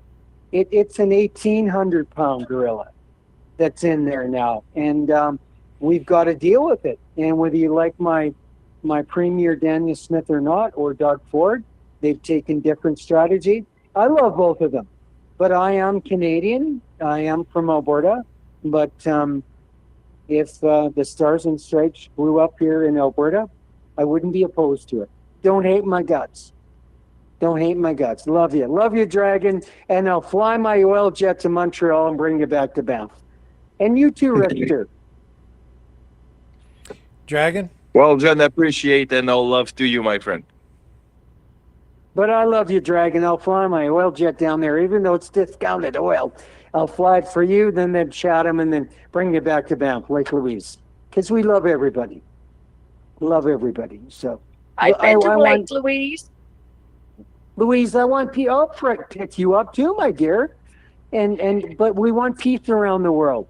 Ultimately, from Alberta, we're all about peace around the world. We want peace in Gaza, Israel, Middle East, and peace in Russia and Ukraine. Maverick News family worldwide, we may disagree, boys and girls, and we do. Tonight was a wonderful historical example of that, but we all agree on peace, love, and family, and unity. I think we can agree upon that. Peace, love, and unity worldwide. I think you'd agree on that, eh, Rickster?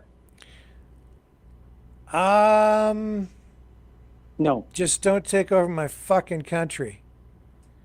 Oh, yeah, I don't mind a partnership, but I want Canada. We're a sovereign nation, and people who keep saying it's a myth can piss off. And Donald Trump, hands off Canada, and stop trying to rig our politics and rig the takeover of my country. Hands off Canada. And with that, here's the big rig. See you guys tomorrow night, 7 p.m. Peace and love, you guys from Alberta. Peace and love, peace and love, peace and love. Love you guys. Dragon, on what? On the flip side. Thanks from Ontario.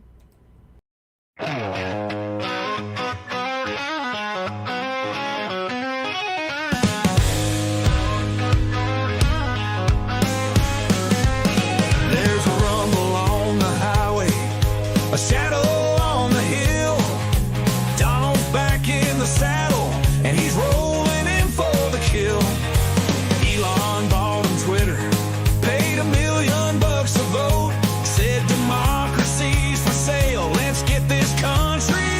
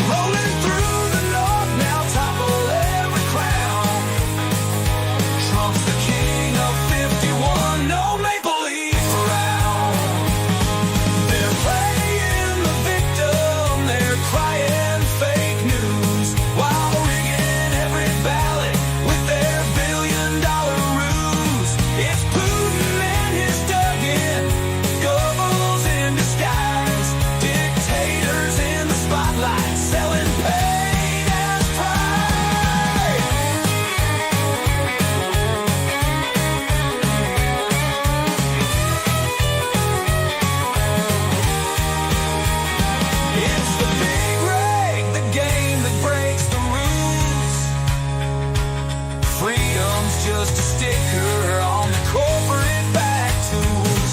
Rolling through the north now, topple every crown.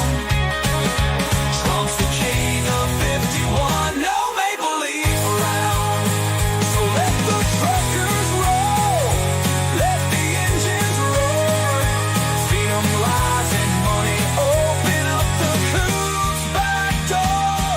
It's Elon and it's Donald, rewriting the frontier. But the pain they leave behind will last 1,000 years. Donald, take Ray, yeah, it's rolling strong. Democracy's a ghost, and the tyrants hum their song.